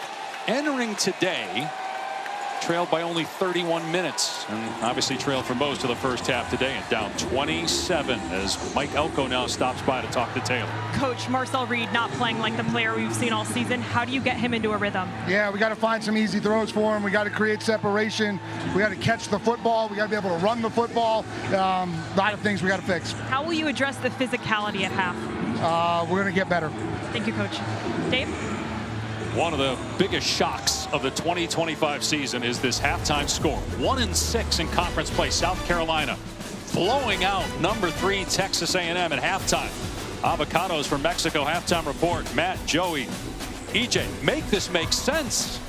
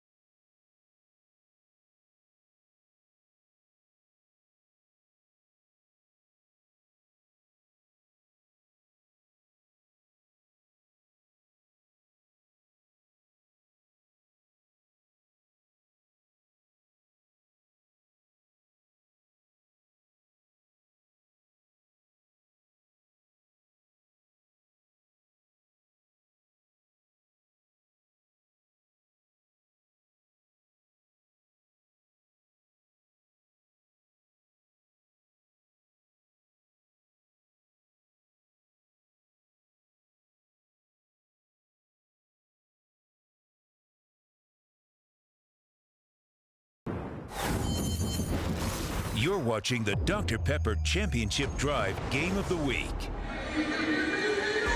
Welcome back to ESPN College Football, presented by ServPro. From College Station, Texas, you're watching the SEC on ESPN. A shocker in the noon window is previously unbeaten and number 3 Texas A&M getting blown out at home 30-3 at halftime. What an all-around performance by South Carolina. Nick Barrett with a scoop and score on defense. Nick Harbor outrunning defenders for South Carolina, and Marcel Reed playing his worst game maybe of his life. Dave Pasch, Dusty Dvorak, Taylor McGregor. Texas A&M 30 minutes to go to try to avoid what would be the biggest upset in college football this season. I thought coming into today, based off what I'd seen, that Texas A&M could win a national championship. Bussey returns it past the 40-yard line. And nothing we've seen today would lead you to believe that. South Carolina played the best half they've played all year. On the flip side, A&M played by far their most disappointing half of all season. Don't even resemble the team they put on film for 9 games. Number 88 on the receiving team. 10-yard penalty from the spot of the foul. First down, Texas A&M. Tough penalty to take after you had good field position, and the penalty at the end of the half that changed the kickoff line. First half stats brought to you by Tums. Lenora Sellers had the 1 interception. Otherwise, he played great. Yes. Reed just 6 of 19, 2 picks. It could have been 4 or 5. This looked like the Lenora Sellers that people were talking about as a Heisman front runner, the potential #1 overall pick. They got him involved with his legs, over 200 yards accounted for, and Marcel Reed, just no confidence throwing the football. He's got the 3 turnovers, and it could have been 6. At least 2 to 3 other passes could have been picked up. He's got to take better care of the ball here in this second half. But a long way to go. Can Reed bring him back? Another juggle. This time it's caught by Concepcion. He dropped the touchdown in the first half. Let's go to Taylor McGregor. Physicality on the line of scrimmage and stopping the run is what Shane Beamer said has to continue if South Carolina wants to pull off this upset. Texas A&M had -9 rushing yards in the first half, and Shane Beamer said that is the difference in this game. As for the offensive play call coming from Mike Furry, he's really impressed with the way he's been able to idolize or figure out Texas A&M's defense. But first down, the only thing that he says would like to improve. Furry calling plays after Mike Shula, the offensive coordinator for South Carolina, was fired 2 weeks ago going into the bye week. Reed guns it over the middle, and the catch is made in South Carolina territory by Concepcion. Well, this is not unusual for a Shane Beamer coach team, though, since taking over 5 years ago. 6-1 in November against ranked teams. 3 of those wins against top 10. And they got number 3 on the ropes here. He told us it's been an emotional year.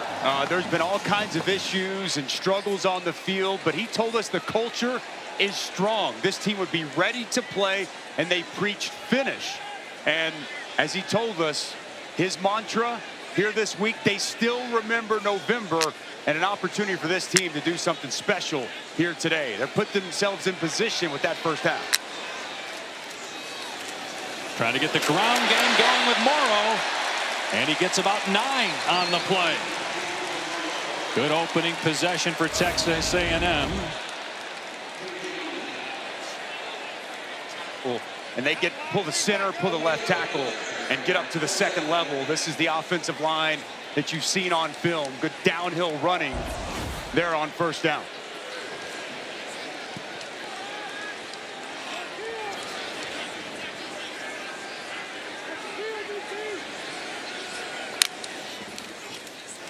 Another run play, and it's a first down. There's a flag down. Owens tackled at the 25, but thrown in the area of offensive holding. Going to be on 78 crown over, Dave. Holding, number 78 on the offense. 10-yard penalty from the previous spot. Replay second down. And it's Dylan Stewart over here working on the edge, and he was so impactful in that first half. His length has really given all kinds of issues in that first half. And get that right and left hand up on the shoulder pad. When you see the jersey tug when the defender tries to separate, that typically draws the flag. Penalties just killing Texas A&M here early in the third after all the other miscues in the first half. So it's 2nd down and 12 after the spot foul. Reed in trouble, and a dangerous throw in traffic. Bethel Roman appeared to be the intended receiver, though Mellon Orstrom was also in the area. Now it's 3rd down and 12, and feels like you're in 4-down territory here early in the 3rd quarter, trailing by 27 in plus territory. A&M has yet to convert on a 3rd down today. 0 for 6 in that first half. And I totally agree with you. This does feel like, oh, it's early. It feels like 4-down territory for this Aggies offense.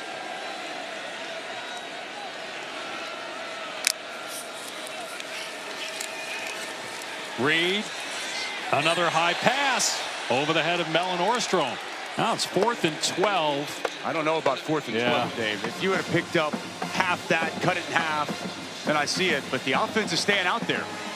You can, I mean, that just tells you the desperation that Mike Elko already knows this team is in to start this 2nd half. Plus, they haven't been able to stop South Carolina, so even if they punt it, there's no guarantee they're going to not give up more points. KC Concepcion, go-to player. This type of situations. Try to keep their unbeaten season alive with a 4th and 12. Reed in trouble, steps up, takes off, has to make the defender miss. He does, and he got the 1st down. Really the first time we've seen Reed use his legs in a positive way in this game. He is so sudden and dynamic as a runner. Freeze it right here, guys. He locates it, sees it, and then Fred Johnson, 0, comes up, and he's hugging air. Will that provide a spark? Owens, and what a play by Swain as he was getting blocked. Just got a piece of room at Owens the 2nd, and it's a short game. I'd like to see some more of that in the 2nd half from Marcel Reed. Flag down. His speed and suddenness and ability to make guys miss is almost impossible to account for defensively. Legal substitution on the defense. 12 players on the field when the ball was snapped. 5-yard penalty from the previous spot. Replay, 1st down. I'm with you on the Marcel Reed running. He only had 4 carries in the first half, and 2 of those were sacks, so the other 2 were scrambles. He's very dangerous as a runner, as we know. We talked to Clayton White, defensive coordinator for South Carolina. He said that's what scares him the most about Marcel Reed. Especially since the throw game hasn't worked for Reed today. Well, they keep getting him involved in the run game. He'll throw it here. And he takes a shot, and it's caught for a touchdown by Isaiah Williams. Finally.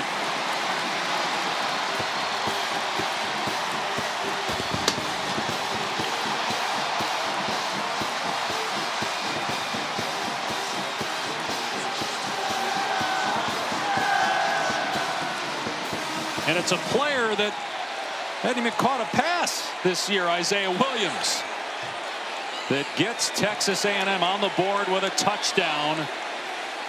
Marcel Reed, though, kept that drive alive on 4th and 12 with a 16-yard scramble. It's 30-10, South Carolina. Well, I love the play design from Colin Klein. Motion Isaiah Williams over all the way across the formation. You see the safety roll down with him. Now freeze it. This route's going to eat up the safety. Now let's run the wheel over the top. And the corner, Collier, he gets flat-footed. Williams gets past him. And finally, a dime delivered for Marcel Reed. Some momentum out of halftime for the Aggies as they get their first touchdown on the board here today.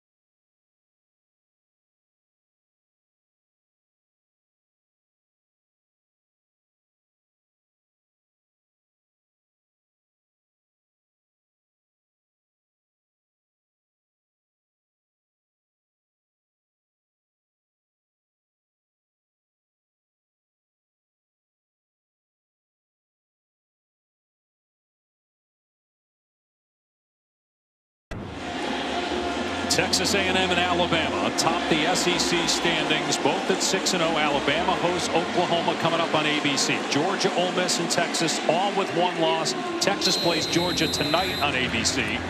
And A&M has to come back and win this game to make the SEC title game for all intents and purposes. Almost all the tiebreakers would not go their way. They also play Texas at the end of the season on Black Friday. Kickoff into the end zone. For a touchback. Let's check in with Taylor. Dave, Marcel Reed showing incredible leadership here on the sideline. After that touchdown, he came to the sideline and coaches reminded him to trust himself. That's exactly what he did right here. But then following this, he gathered his entire offense up and reminded them who they are. They are Texas A&M. They're the #3 team in the country, and they want to play like it right here. He is their leader without question, and a terrific player who had a bad half, but a nice bounce back with that run on 4th down and the touchdown pass. How will Lenore Sellers respond for South Carolina? Rolling out on 1st down is Sellers, and flipping it downfield to Jaden Sellers.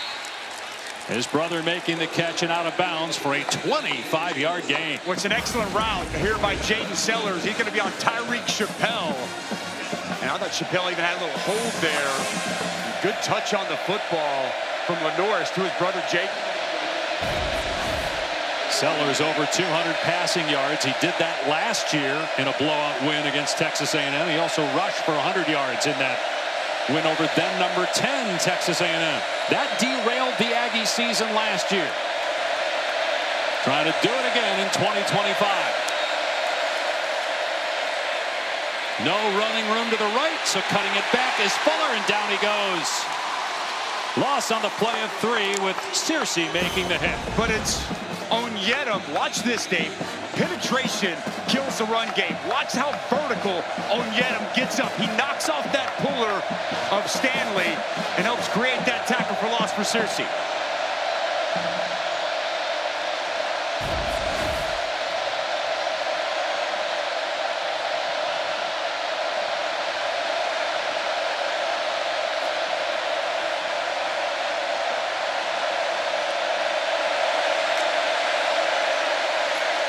Sellers throws it deep, and it's well overthrown. The only person who had a chance at it is Dalton Brooks. And now it is 3rd down and 13. Well, I can tell you, this defense, they licked their chops for 3rd down. Haven't had the same success today. But you see a platoon change. They're going to dial up pressure. And it's about to get loud here at Kyle Field.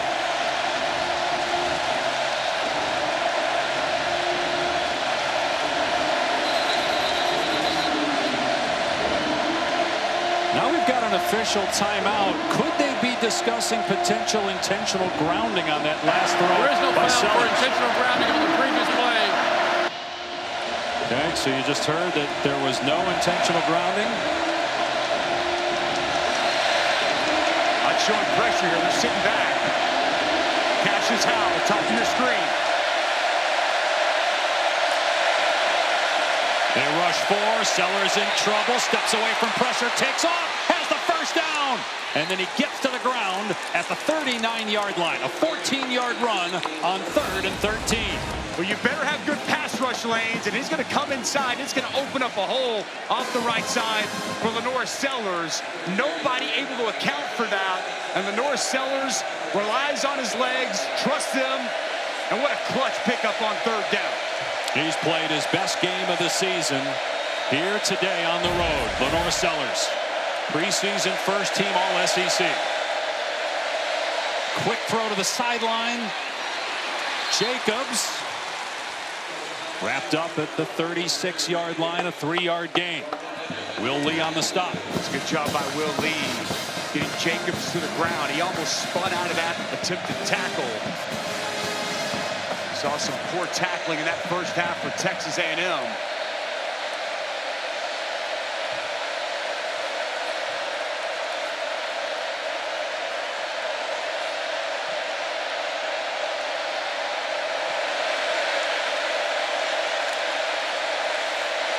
Give to Fuller. York takes him down at the 32.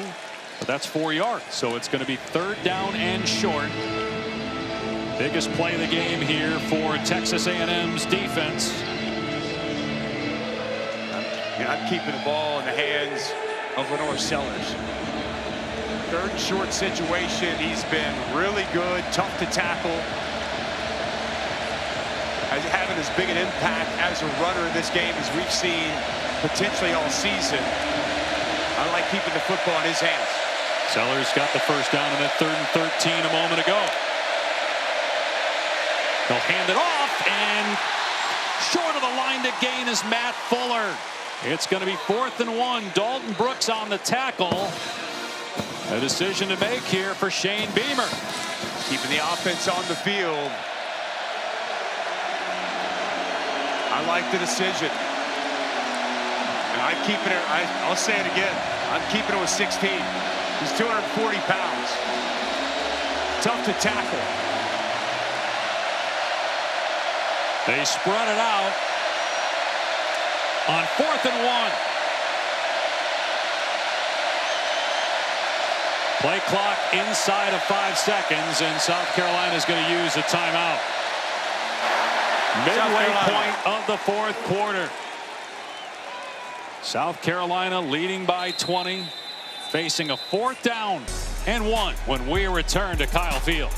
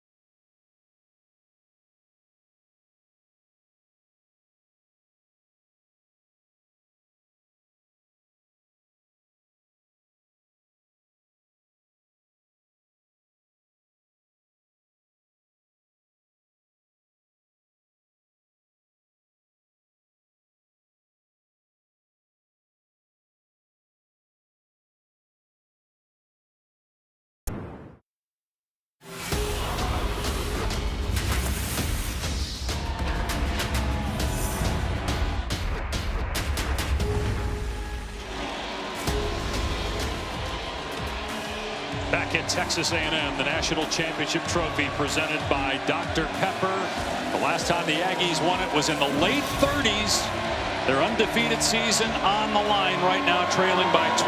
The Taco Bell Live-Más Student Section, only one can claim the title. Live-Más Student Section of the Year. 4th down and 1 for South Carolina at the 30-yard line of Texas A&M.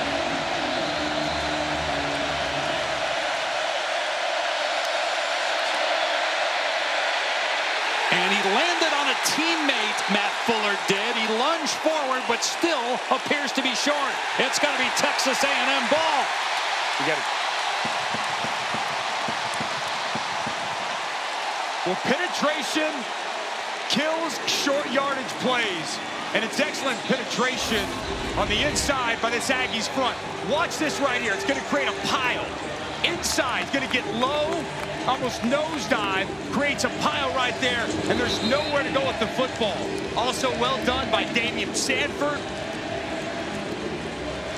As we see him trying to reach it over, he's on top of a teammate, but he's well short of the first down. What a stop for this Aggies defense. I'm surprised we didn't see on either one of those two plays on third or fourth down, they didn't keep the ball in the hands of Lenore Sellers. And now Marcel Reed, confident after that touchdown pass on the last drive, goes back to work. Stepping up in the pocket, and Reed dumping it off to his tight end. Borkacher able to lower the boom on the defender and pick up 7 yards. Wow, Borkacher finishes this off at the end, lowering the shoulder and running through Okoronkwo. Well, the momentum has really shifted to the Aggies day. And now straight ahead, first down run for Ruben Owens. Been a quiet day for Owens, just 9 rushing yards before that play, coming off 2 100-yard games in his last 5. Still plenty of time for Texas A&M, a quarter and a half to go. They trailed 30-3 at halftime. Owens again up the gut. And about 4 yards before he's tackled by Sean Murphy. Really impressed watching him on film. The explosiveness, the power downhill, also natural hands, catches the ball very well.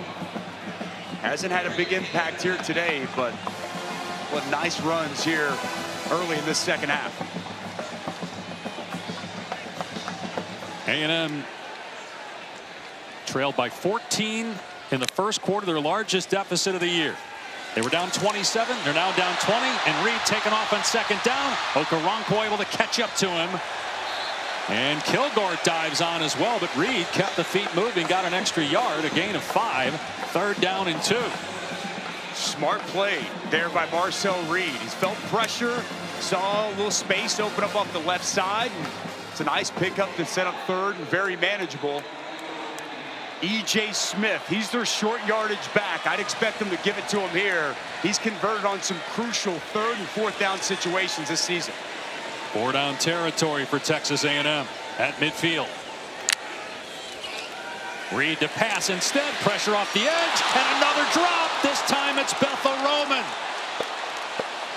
A handful of drops in the first half, including a touchdown drop by Concepcion, and now Bethel Roman puts it on the ground. It would have been a first down. Well, just a shallow crossing route. He's wide open, and if he catches this in stride, Dave, I don't know. He's got a lot of green grass out in front. Instead, a very important fourth down here for Texas A&M. They need to get to the 48 of South Carolina. Reed to pass. And he's got a man. Bussey made the catch. He secures it as he goes to the ground. They pick up 4th and 2. A gain of 11 for Terry Bussey.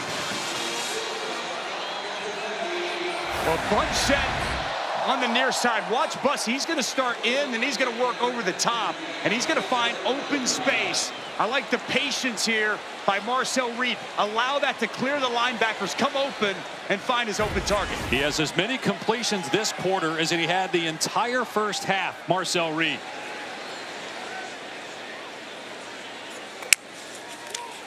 Back to throw again. Stepping up, taking a shot, and it is caught! Bethel Roman, touchdown, Texas A&M!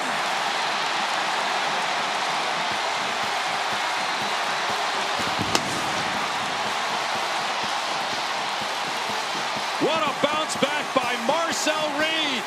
The Heisman candidate coming alive at home in the second half.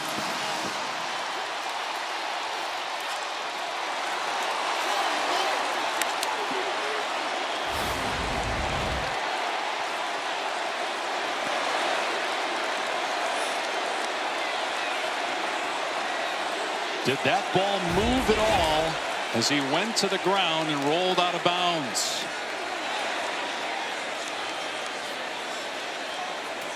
They're not going to look at it any further. And the point after is good. And Texas A&M back within 13 with 4:18 to go in the third. Well, Peyton Williams is going to be the safety. He's going to clear out and get up here. It's going to be about Swain and about the vertical here by Ashton Bethel-Roman, and he never slows down. You see Makari Swain, he's kind of flat-footed. He's waiting in zone coverage. Bethel-Roman is sprinting down the field. Marcel Reed dropping dimes, and the Aggies back in this ball game.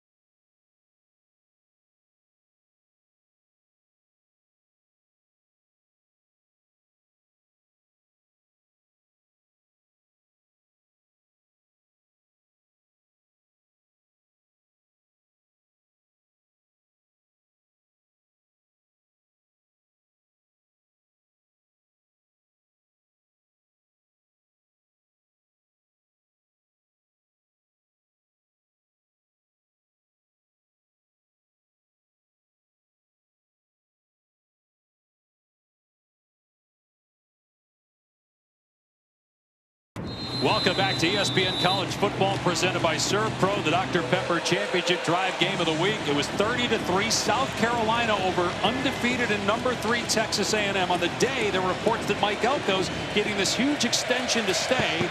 But A&M comes back scoring touchdowns on their first 2 drives. Nick Harbor on the return for South Carolina at an 80-yard touchdown in the first half. And a nice return here to the 35. Matt Berry in the studio.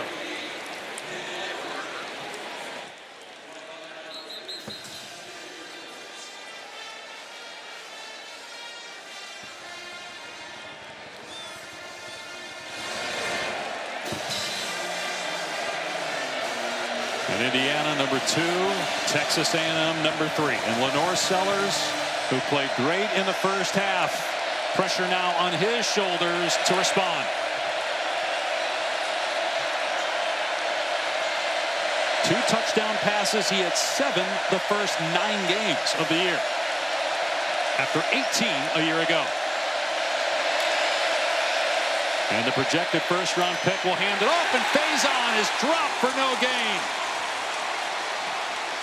Tyler Onyedem with the hit. Well, Onyedem was excellent last week. He's going to work inside, then watch over the top. Sanford come as well. Onyedem is really starting to own the line of scrimmage in the second half. He's got big penetration I showed you earlier, and there he is playing in the backfield on that first down run.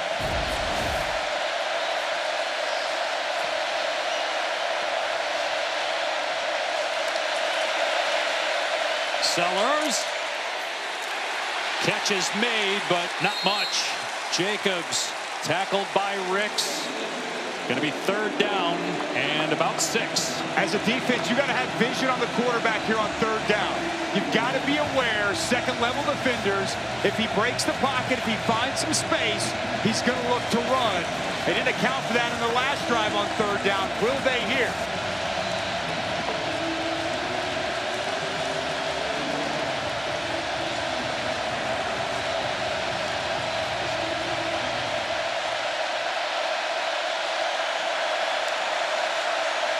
Pressure coming, Sellers rolling out, sideline pass, incomplete. 4th down and 6, and Texas A&M's going to get it back. Nick Harbor, the intended receiver, shaken up over on the South Carolina bench.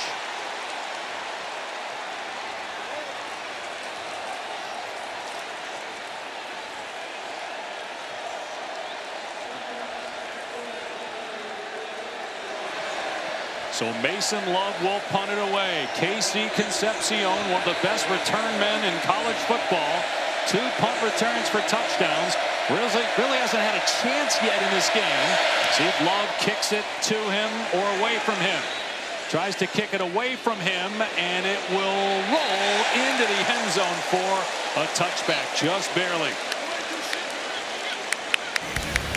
Well, it's been a day for Marcel Reed. First half was about as bad as we've seen from Marcel Reed. Off target, turnovers, interceptions, missing the mark time and time again. But the second half has been a completely different story. That's the first touchdown to Isaiah Williams. And on the last possession, finding Ashton Bethel-Roman up the seam. What I love to find out about players, character, Dave, what happens when you face adversity? What a response here in the second half from Marcel Reed. Got the hot hand. Everybody covered. A flag down. Reed takes off, and wow, that was tipped by Fred Johnson. See what the penalty's about. Back to your point on Marcel Reed. It's a young man that last year. Holding, number 78 on the offense. 10-yard penalty from the previous spot. Replay, first down. It's on Cron over the right tackle. But last year was battling with Connor Wigman for the starting job. Didn't have it early on, then eventually got it. But Texas A&M struggled down the stretch. Lost 4 of their last 5. There was some talk, would he even be the quarterback in 2025? And here he is, number 4. And the Heisman odds coming into this game. Brutal first half, but great response by the redshirt sophomore from Nashville, Tennessee. But now off schedule after the holding call. Back to throw off play action from his 3-yard line, and it's caught. Bethel-Roman running away from defenders. Will they catch him? They finally do as he's tripped up near the 15-yard line. He got hurt on the play. A 75-yard catch and run. And now Bethel-Roman writhing in pain. What a second half here from Ashton Bethel-Roman. And he is an explosive playmaker, as a lot of these receivers are. He's averaging over 20 yards a catch, leading this team coming into today, and puts him over 100 yards on the day. And this was a bit dangerous, Dave. You had 2 guys in one spot, Ashton Bethel-Roman and Casey Concepcion. But Ashton Bethel-Roman able to break coverage, show off that speed, and a shoestring tackle down the field, and they continue to tend to him down on the field. Okoronkwo saves a touchdown here because Bethel-Roman had turned down the Jets, and he was running away from defenders. And then Kilgore got enough of him to get him to the ground. Okoronkwo first, slowed him down maybe a tad, and then Kilgore with the trip up. But here's South Carolina on the 14, or A&M on the South Carolina 14-yard line, looking to get within one score, and we're still in the third quarter. When Mike Elko brought in Colin Klein, this is what he anticipated. An explosive, high-powered offense. They added Mario Craver. They added Casey Concepcion. You're seeing Ashton Bethel-Roman, Terry Bussey. They've got a lot of speed, and one of the most explosive offenses in the SEC is woken up here in the second half. They go empty set here for Marcel Reed. 8 of 11, 2 touchdowns in the second half. He'll step back and fire. It's caught. It's a touchdown. Borkinger makes it a one-score game.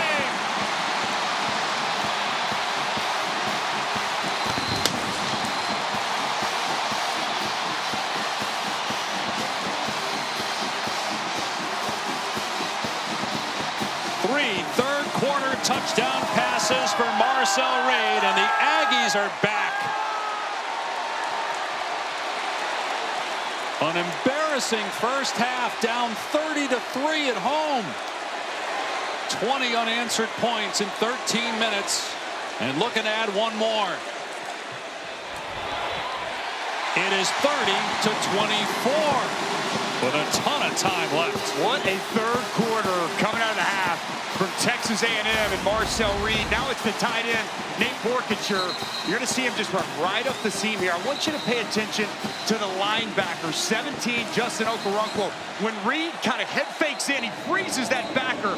Nobody gets over the top. It's a wide open Borkinger, and it's a walk-in touchdown for Texas A&M. I love the play design. Colin Klein. I told you coming into this game, watching this offense on film, I think he's one of the bright young offensive coordinators in college football. And boy, has he been dialing up some ball plays here in this third quarter. Some wide open targets for Marcel Reed, his third touchdown of this quarter.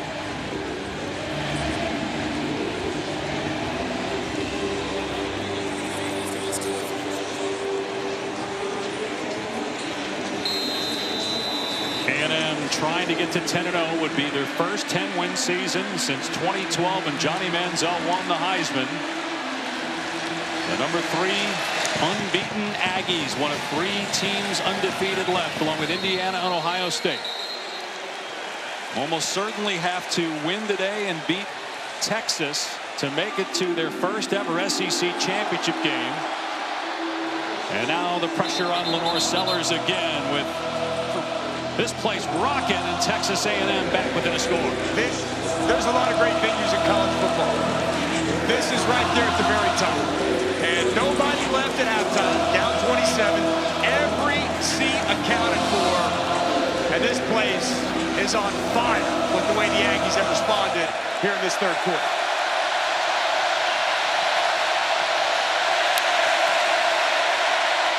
Faison pitching it on the reverse. Jaden Sellers up the field, and he gets a first down before he's knocked out of bounds. A gain of 12 to the 37-yard line. They are really using Jaden Sellers a lot. True freshman, brother of Lenoris. He was hurt. He missed the Ole Miss game, but Mike Furry calling plays today, receivers coach, giving a lot of opportunity to his talented young wide receiver. Nice job picking up that first down by Sellers.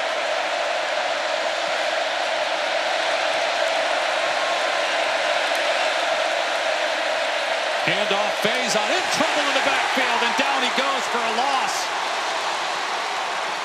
Torian York, their leader on defense, 3-year starter in the backfield to greet the running back. He said yesterday, you can call me Captain Rourke, because he is the captain, he is the leader. Really nice job diagnosing that play, getting downhill. Loss of 1, second down and 11, final minute of the third quarter. South Carolina 3-6, 1-6 in conference play. 27-point lead over the third-ranked Aggies at halftime. It's down to 6. And a whistle, timeout. South Carolina, they're second. This will be a 30-second timeout. we could be heading for a close finish. Now they're down to one timeout for the rest of the second half. But boy, as poorly as Texas A&M played in the first half, just a complete turnaround in the second half. A ton of credit to Mike Elko, who, again, the reports are he got a huge contract extension, making one of the top 5 coaches, highest paid coaches in the country. And he should be, and it's smart to keep him regardless of the outcome of this game. He's an excellent coach. You want to keep him in College Station. But the response of this football team, I mean, it's remarkable. And this is the team I told you I thought could win a national championship. This team that we're seeing in the third quarter, both sides of the football. I don't know what that was in the first half, but to be able to overcome that, put it to the side, and for Mike Elko to keep this team focused, engaged, and respond here in the second half the way that they have, incredibly impressive to this point.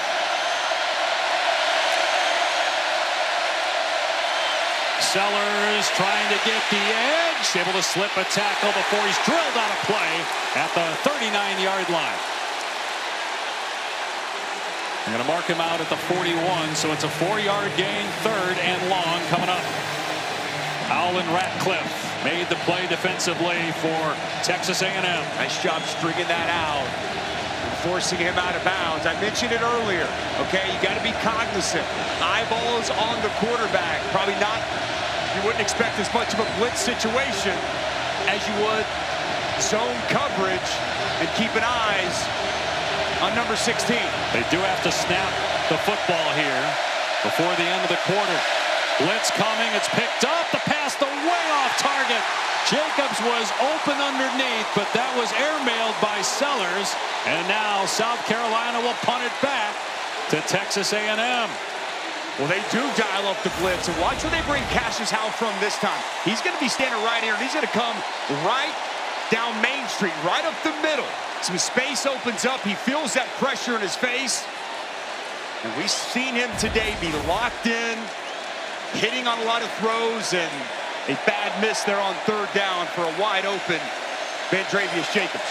Mason Love has been kicking it away from Concepcion because of those 2 returns for touchdowns this season.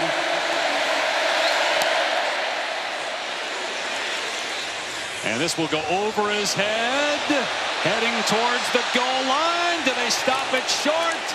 They did, inside the 1. Gerald Kilgore down there for the Gamecocks. And that's how the 3rd quarter comes to an end after a 58-yard punt. Texas A&M will be 99 yards away from trying to take the lead. Backed up inside their 1 when the 4th begins in College Station.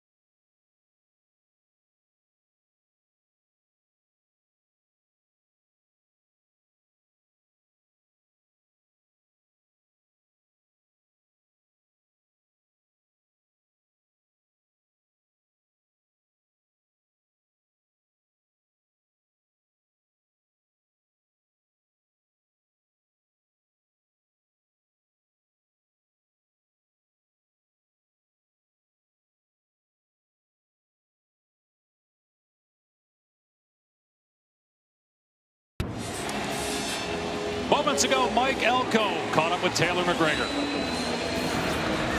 Coach, you have all the momentum in this game. What has been the difference for your group here in the second half? Yeah, I think we started playing a little bit more physical, a little bit more Texas A&M football. We got it back to a game. Now we got to go try to win a fourth quarter. Thank you, Coach. Dave? And Taylor, they have to go 99 yards to take the lead. Reed from the back of his end zone, backpedaling, and he hoists it over the head of his intended target, but a flag. Collier will get called for interfering with Concepcion. Reed was in trouble in the backfield.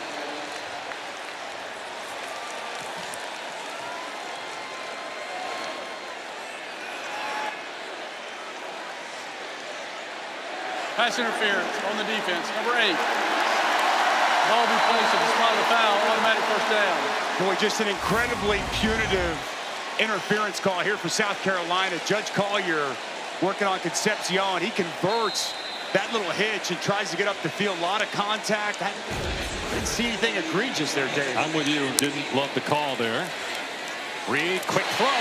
Concepcion out in space. And all the way to the 24-yard line, close to a first down. Again, it was 30-3 at halftime. South Carolina was leading.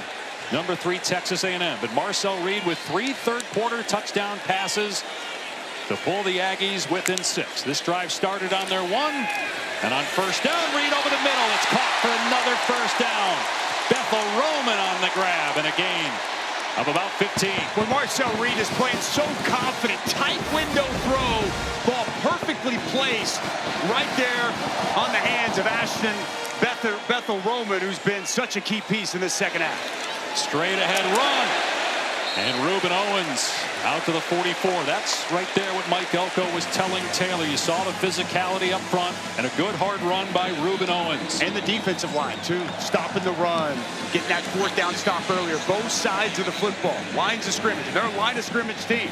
I mean, the name of their O-line's the Maroon Goons. One of the most veteran offensive lines, best offensive lines in the country.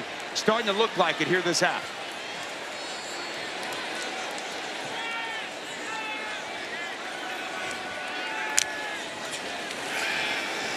Reed from the pocket delivers a strike.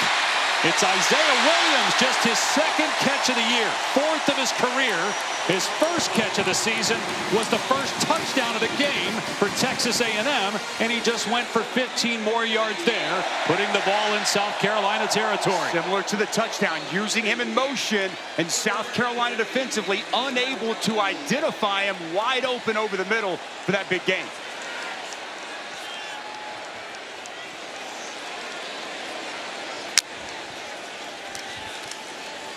Reed with time, and you get 2 receivers in the same spot. You saw the frustration on Isaiah Williams. Looked like he was unhappy with Nyblack, as if to say that Nyblack was the one that ran the wrong route, and it's second down. Yeah, Maury Nyblack, tight end, receiver, a little bit of both, and we're just going to see miscommunication here. Nyblack in the exact same spot, and there's the frustration you voiced there, Dave, from Williams. Texas A&M 9-0 for the first time since 1992. 6-0 for the first time in conference play since they joined the SEC. Back within 6. And on second down, downhill Owens brought down after a 6-yard gain at the 35-yard line. Owens shaken up though. We saw Bethel Roman back on the field after he got injured in the 3rd, but now Owens, who's such a key piece for A&M, especially with Le'Veon Moss out after Moss was injured against Florida. So we'll step away for the injury timeout. 3rd and 4 when we come back.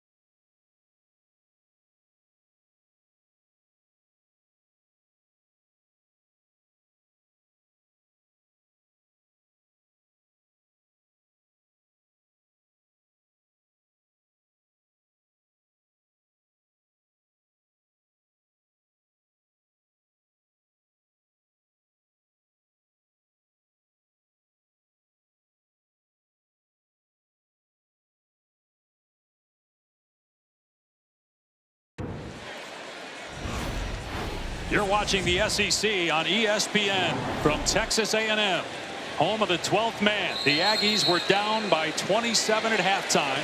They outscore South Carolina 21-0 in the third. And now they face a 3rd and 4 at the 35 of South Carolina. They have not converted on 3rd down today, although they are 2 for 2 on 4th down.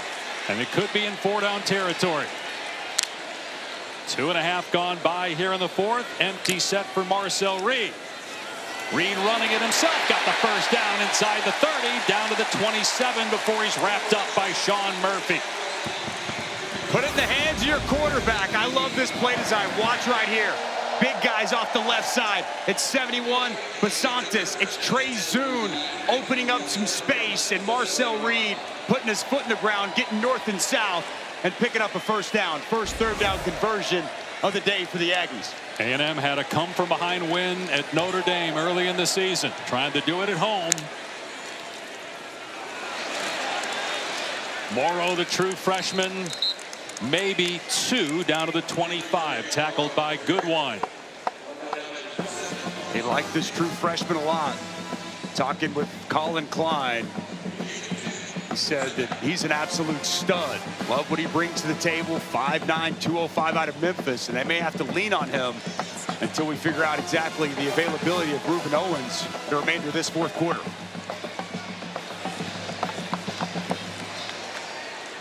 Empty set once again for Marcel Reed.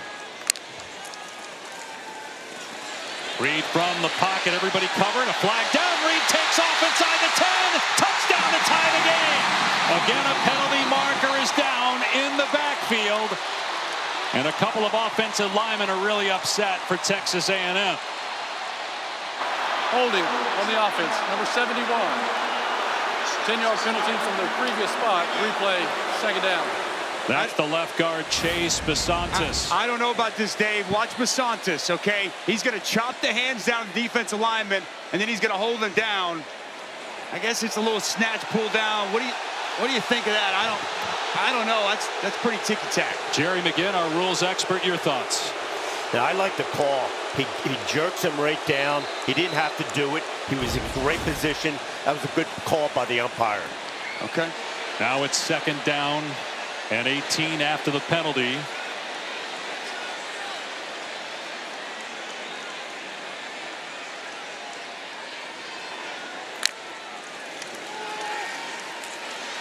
Reed hoists it deep. It's caught by Concepcion inside the 10. It's going to be 1st and goal for Texas A&M. How about the pocket presence of Marcel Reed?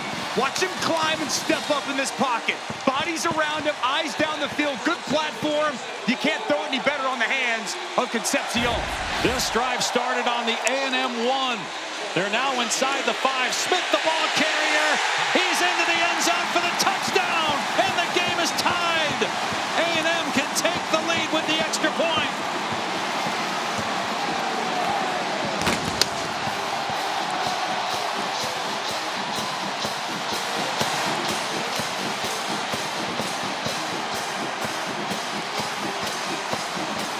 Emmitt Smith's son, EJ, the transfer from Stanford, brings Texas A&M all the way back from down 30-3 at halftime. And Marcel Reed has now thrown for 415 yards when he was hovering around 115 yards for most of the first half. Randy Bond to give the Aggies their first lead. Some movement. Penalty marker down.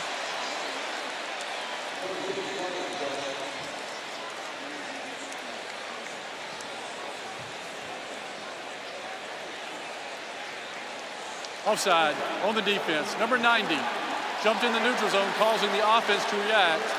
Penalty is half the distance to the goal. Replay the try. So that was on Devontae Miles. Texas A&M, number 3 in the country, 9-0 on the season. Looked like the way they played in the first half, with all the mistakes they made, all the opportunities they wasted, and the way South Carolina played that it would take a near miracle to come back. We're still early in the fourth. 10:47 to go. And with the point after, they finally take the lead. Well, these last two plays are a perfect example of this offense. It's Marcel Reed climbing the pocket. An explosive play down the field to Concepcion. Then the physicality in the running game. Watch Naboo get out. Watch Zoon come forward. And it's E.J. Smith coming down the right side off a good blocking. Getting into the end zone, giving the Aggies their first lead of the day here at College Station.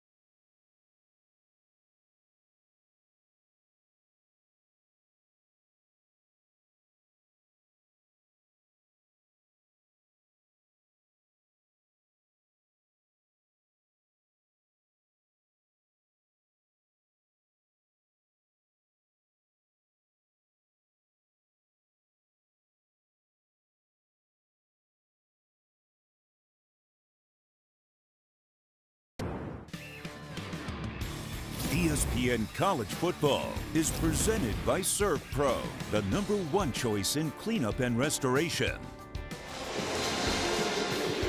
Coming back from 30-3 at halftime.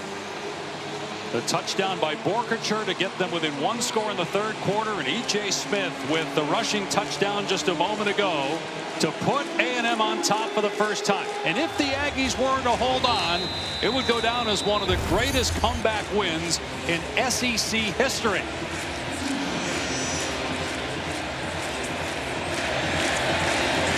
Nick Harbor is deep. Touchback. It'll come out to the 25. You go back to 2004, the last 21 years, teams are 0-286 in the SEC when they trail by 27 or more. And here is Mike Elko's team with the lead, but a lot of time left, 10:47 to go. See a lot of graphics out there. That is a wow graphic. The fact that the Aggies have put themselves in position to win this game. What a turnaround here in this second half. What does Lenore Sellers have in store? Can he match Marcel Reed? He'll hand it off to Jaden Sellers, and he's ankle tackled by York after a short gain. York has really come on defensively here in the second half, and might be shaken up here for the Aggies. He's not going to lie you a size. He's 5'10", 225. But, man, he is so smart, understands where everything fits, always in the right position, and a sure tackler.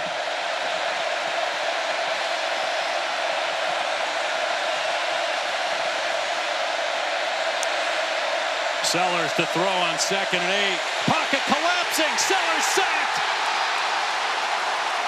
Deion Hayes with the takedown for a loss of 7. Well, coming into this game, few can get after the quarterback as well as this team. Watch him win on the outside. Just going to be a simple rip.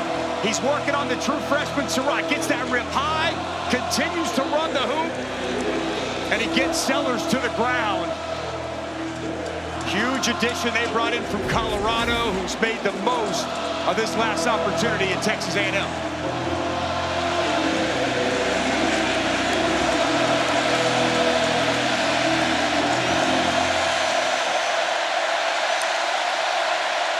Blitz coming. Sellers gets away from the defender. Takes off. And sacked again. Back inside the 15 by Lee. 4th down.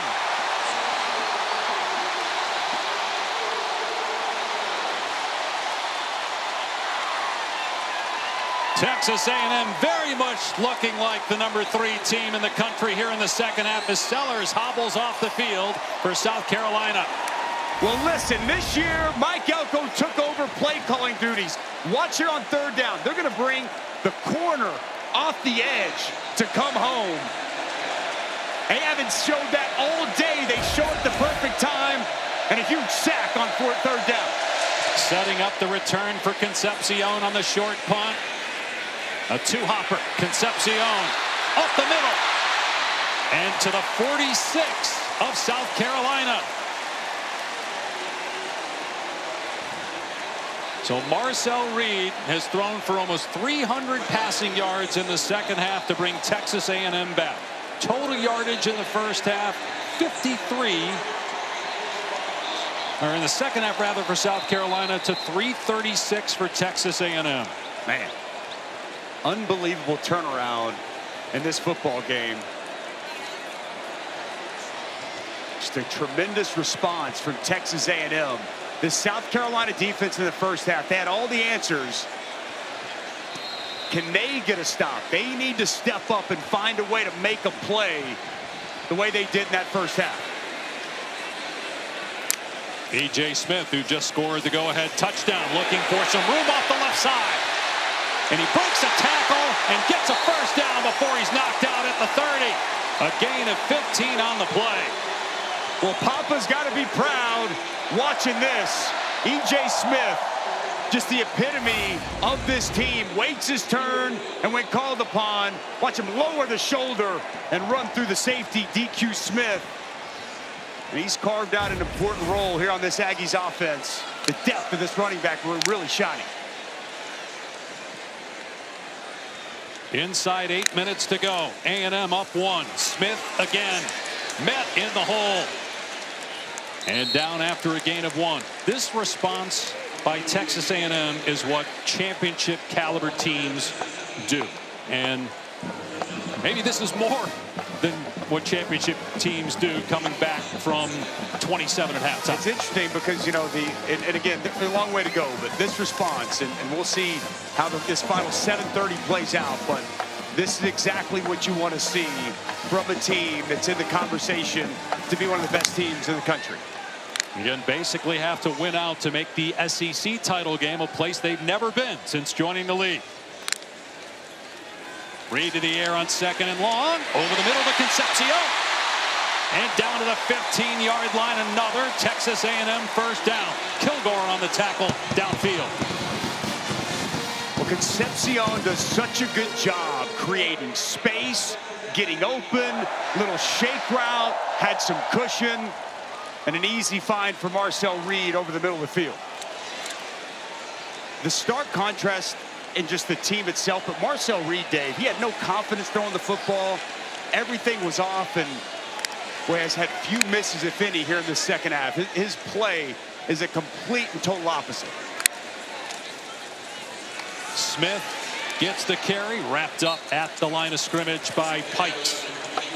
Even if Texas A&M gets into the end zone and kicks the extra point, South Carolina would be down just one score. The Gamecocks hoping to hold the Aggies to a field goal here, nearing 6 minutes to play. And it's interesting because one of the problems for South Carolina this season has been finishing. They've been in position a lot of fourth quarters to finish games and get wins. They couldn't. A&M's been the exact opposite. That was their mantra all year. They didn't finish the end of last season. They finished fourth quarters, and it's put them in this position that they're in right now. Pass play. Reed setting up, and he finds Williams. Brought down short of the first down by Kilgore. It'll be 3rd and 2. Boy, Isaiah Williams, guy that didn't have a catch all year, but he got him started here in the 3rd, and he's trying to finish it here in the 4th. And Mario Craver was questionable this week, and he started the game, but we haven't seen much of him. And in his absence, it's been Isaiah Williams, it's been Ashton Bethel-Roman, other guys stepping up since Mario Craver, such a key piece of this passing attack, has been out the majority of this game. They've only converted on 3rd down once, and that was on the last possession. It is 3rd and 3 at the 7-yard line of South Carolina. Orkacher in as a fullback. Reed on the rollout, pressure in his face, and it is caught by Smith right at the line to gain the 5-yard line. It is a first down. 1st and goal for the Aggies. Well, how about the concentration from E.J. Smith? This is a tough catch, working against his body, goes up, has to pluck that ball with his hands. Take a look at this spot, Dave. The previous play was under video review. The ruling on the field was the player made the line to gain. It was really close. Keep in mind, South Carolina only the 1 timeout. They will get the official timeout at 2 minutes, but Shane Beamer had to burn 2 timeouts early in this second half.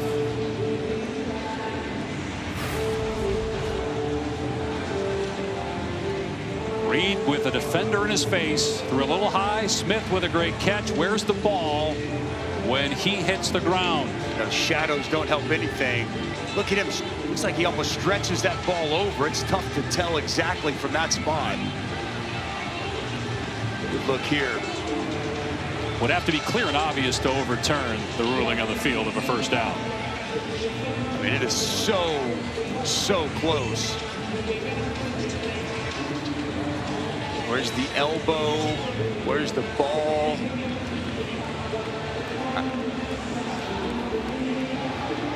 Again, if it's not clear and obvious, you'd expect the call on the field to be upheld. Jerry McGinn, I know our rules expert, sitting at home watching on the edge of his seat. What do you see, Jerry? Dusty, I see the same thing. There's no telling exactly where the ball is coming down. The ruling of the field is a first down, so they're going to have to stay with it.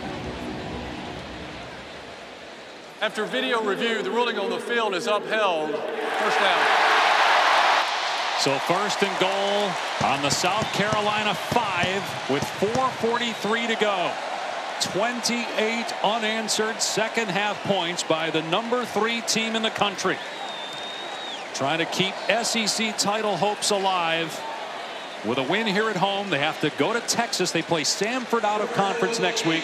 They go to Austin, ABC Black Friday at night against Texas.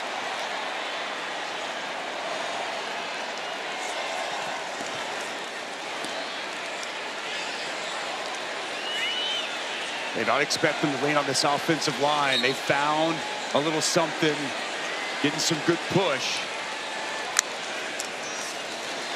Smith straight ahead, drags, good wind down to the 1-yard line. 2nd and goal. Just good forward lean, physical running by E.J. Smith, getting better movement along the line of scrimmage for this offensive line. Really see the fatigue is set in on the South Carolina defense. Been on the field a lot in this second half and been on their heels. And again, we heard Mike Elko talk about that physicality. I expect physical running to continue to try to cap off this drive. Smith, and he did not get it down at the 1-yard line. Umazulu in there with Okoronkwo. Again, South Carolina's got some dudes on that defensive line. Can they step up again here on 3rd down and maybe have to do it on 4th down? See Shane Beamer there trying to will that defense to find a way to bow that neck and come up with a stop. 3.5 remaining. A&M by 1. 3rd and goal from the 1. They extra offensive lineman in the game here on the left side.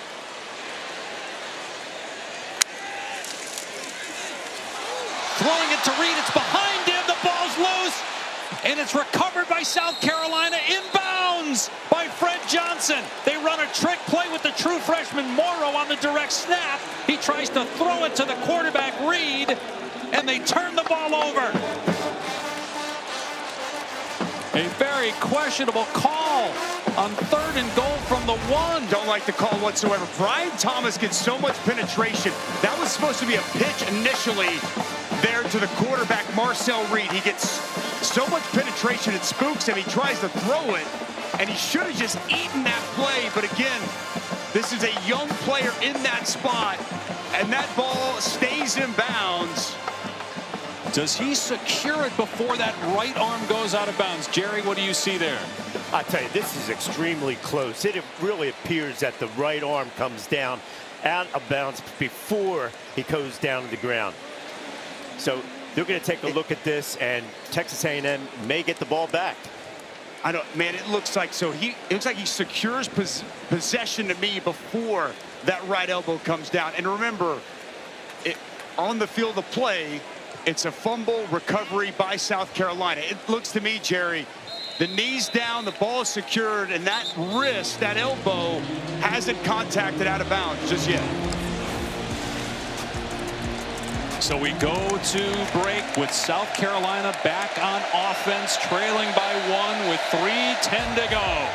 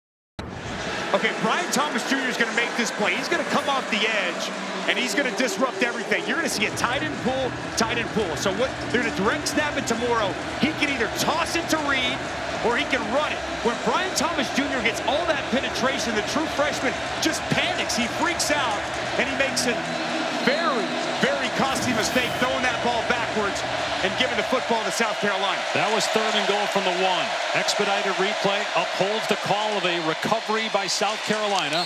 And now the catch made by Sellers and a gain of about 3. The man that threw it to him, Lenoris Sellers, a guy that many thought would be a Heisman Trophy candidate, still projected to be a first-round draft pick. It's time to show it. His team down 1. He had a great first half.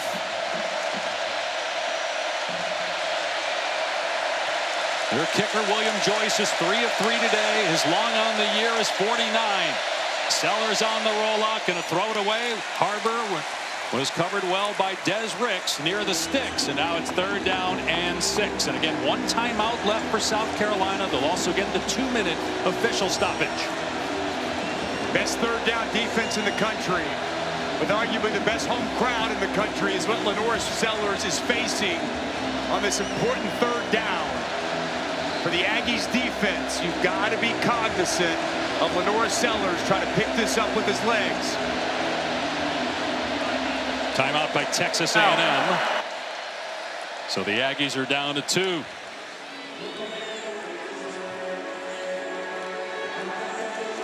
Take a look at today's More Than a Home team, brought to you by Cracker Barrel. Marcel Reed, just a fantastic second half to bring his team back from a 27-point halftime deficit. He had some bad interceptions. 2 of them could have been 4 or 5 in the first half.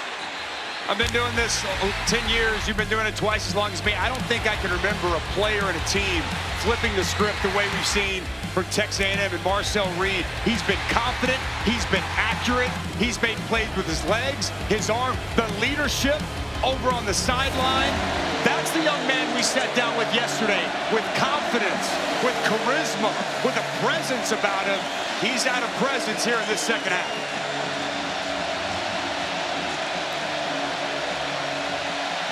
South Carolina 1 of 5 this half on 3rd down. It's in Lenoris Sellers' hands, and the pass in traffic incomplete.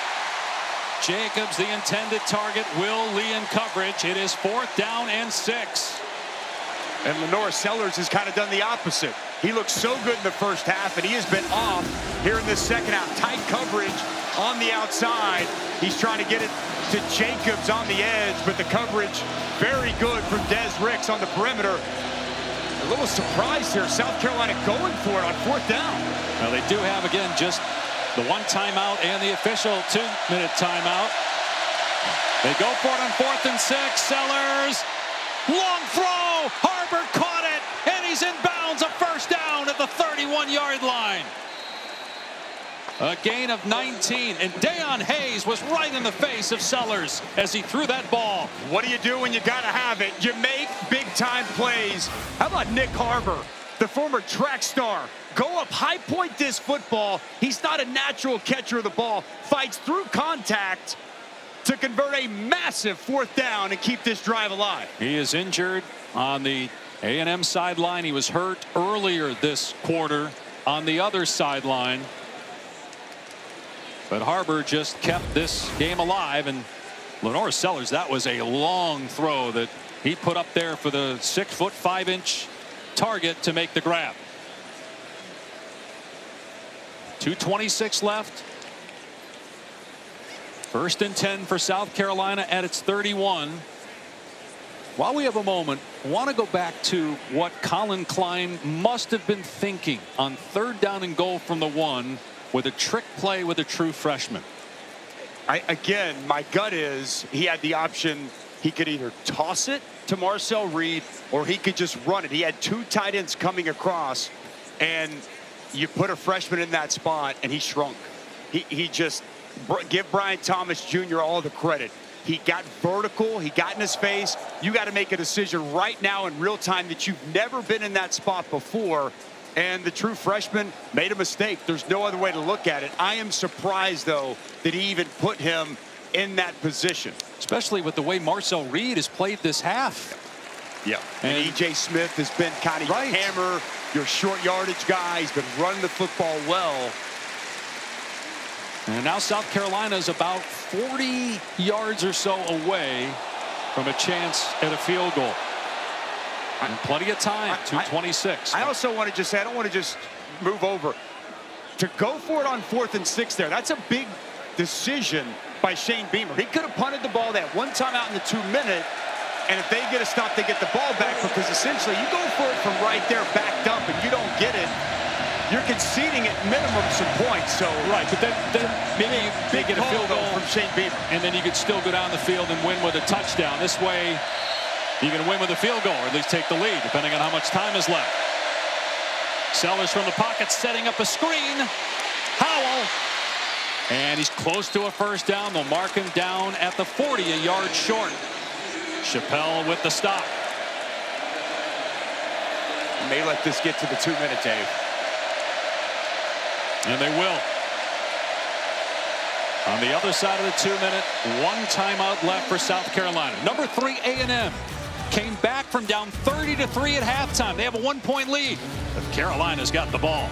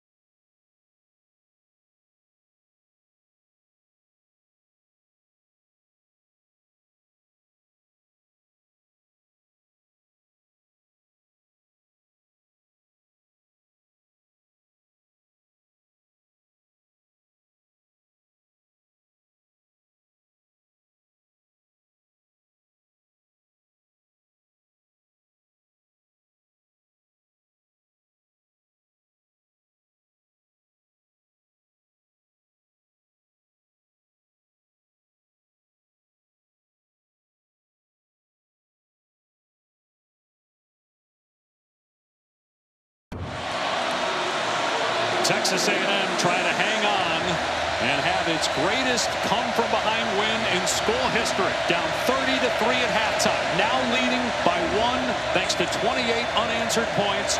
But South Carolina with 1 timeout, 2 minutes to go. Clock will stop on first downs. 2nd and 1 for the Gamecocks. About 30 yards away from a field goal try. Sellers in trouble and sacked back inside the 30-yard line by Dalton Brooks. A loss of about 10, 3rd and long. Mike Elko dialing it up. He's going to sneak in, and he's going to get home with this pressure. I love the timing of this blitz. He makes that inside move on the right guard and gets Sellers to the ground. Huge sack for Dalton Brooks. It's been a problem all year for Lenore Sellers, taking sacks. Nobody's been sacked more in the country than him. And he lost 11 yards. It's now 3rd down and 12. Back at the 29, they have to burn their final timeout. It was so tough. You do not want to take a sack in that spot if you're Lenore Sellers. To your point, Dave, it has been an issue. Some of its offensive line struggles. Look, the right guard, Javon Ball, was not great there, allowing Brooks to get underneath, but you got to understand the situation if you're Lenore Sellers and find a way to get rid of that football, get outside the pocket, not take that sack. Mike Elko's getting into his bag, dialing up blitzes. We see the corner blitz, that safety blitz. And you just saw Nick Harbor on the sideline. He's going to the locker room banged up, so he's not out there right now. That big body receiver with track speed. Sellers in trouble again. And down he goes. Back at the 25, another sack. A loss of 4. It's going to be 4th down and 16. Cassius Howe, the SEC sack leader. He's been waiting all game. Pin his ears back, let loose, and get home for the biggest sack of his season.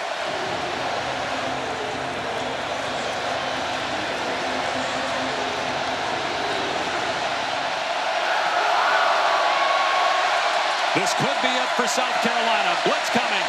Sellers steps up. Taking off. Down he goes. Turnover on downs. A&M a minute away from hanging on for an incredible comeback. One of the greatest we've seen in SEC history.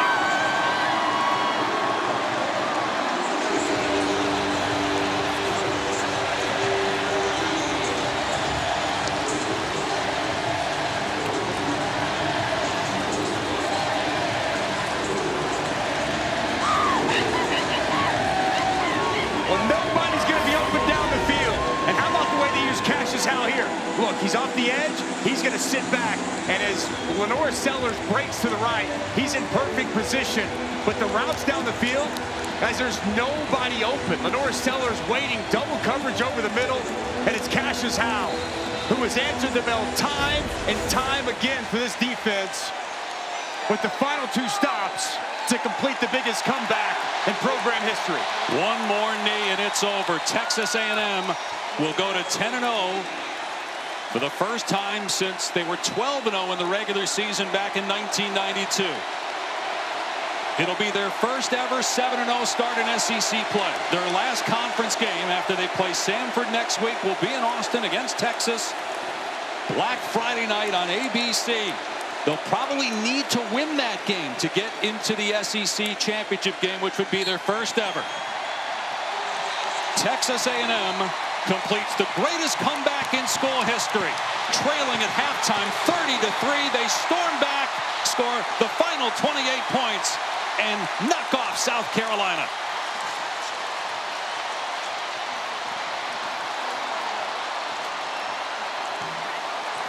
You find out a lot about a team when they face adversity. This team going into the half, down 27, making mistakes, getting outplayed in every fashion to respond in this way. This is the mark of a championship caliber football team. Our college football headlines presented by Twisted Tea. So if A&M with the win today, they have a 55% chance to make the SEC title game again. That Texas game, it'll come down to that. Mike Elko right now standing by with Taylor. Thank you, Dave. Coach, you just completed the biggest comeback in the history of Texas A&M. What characteristics does a group have to pull off what they just did? Yeah, I think unbelievable grit, unbelievable togetherness.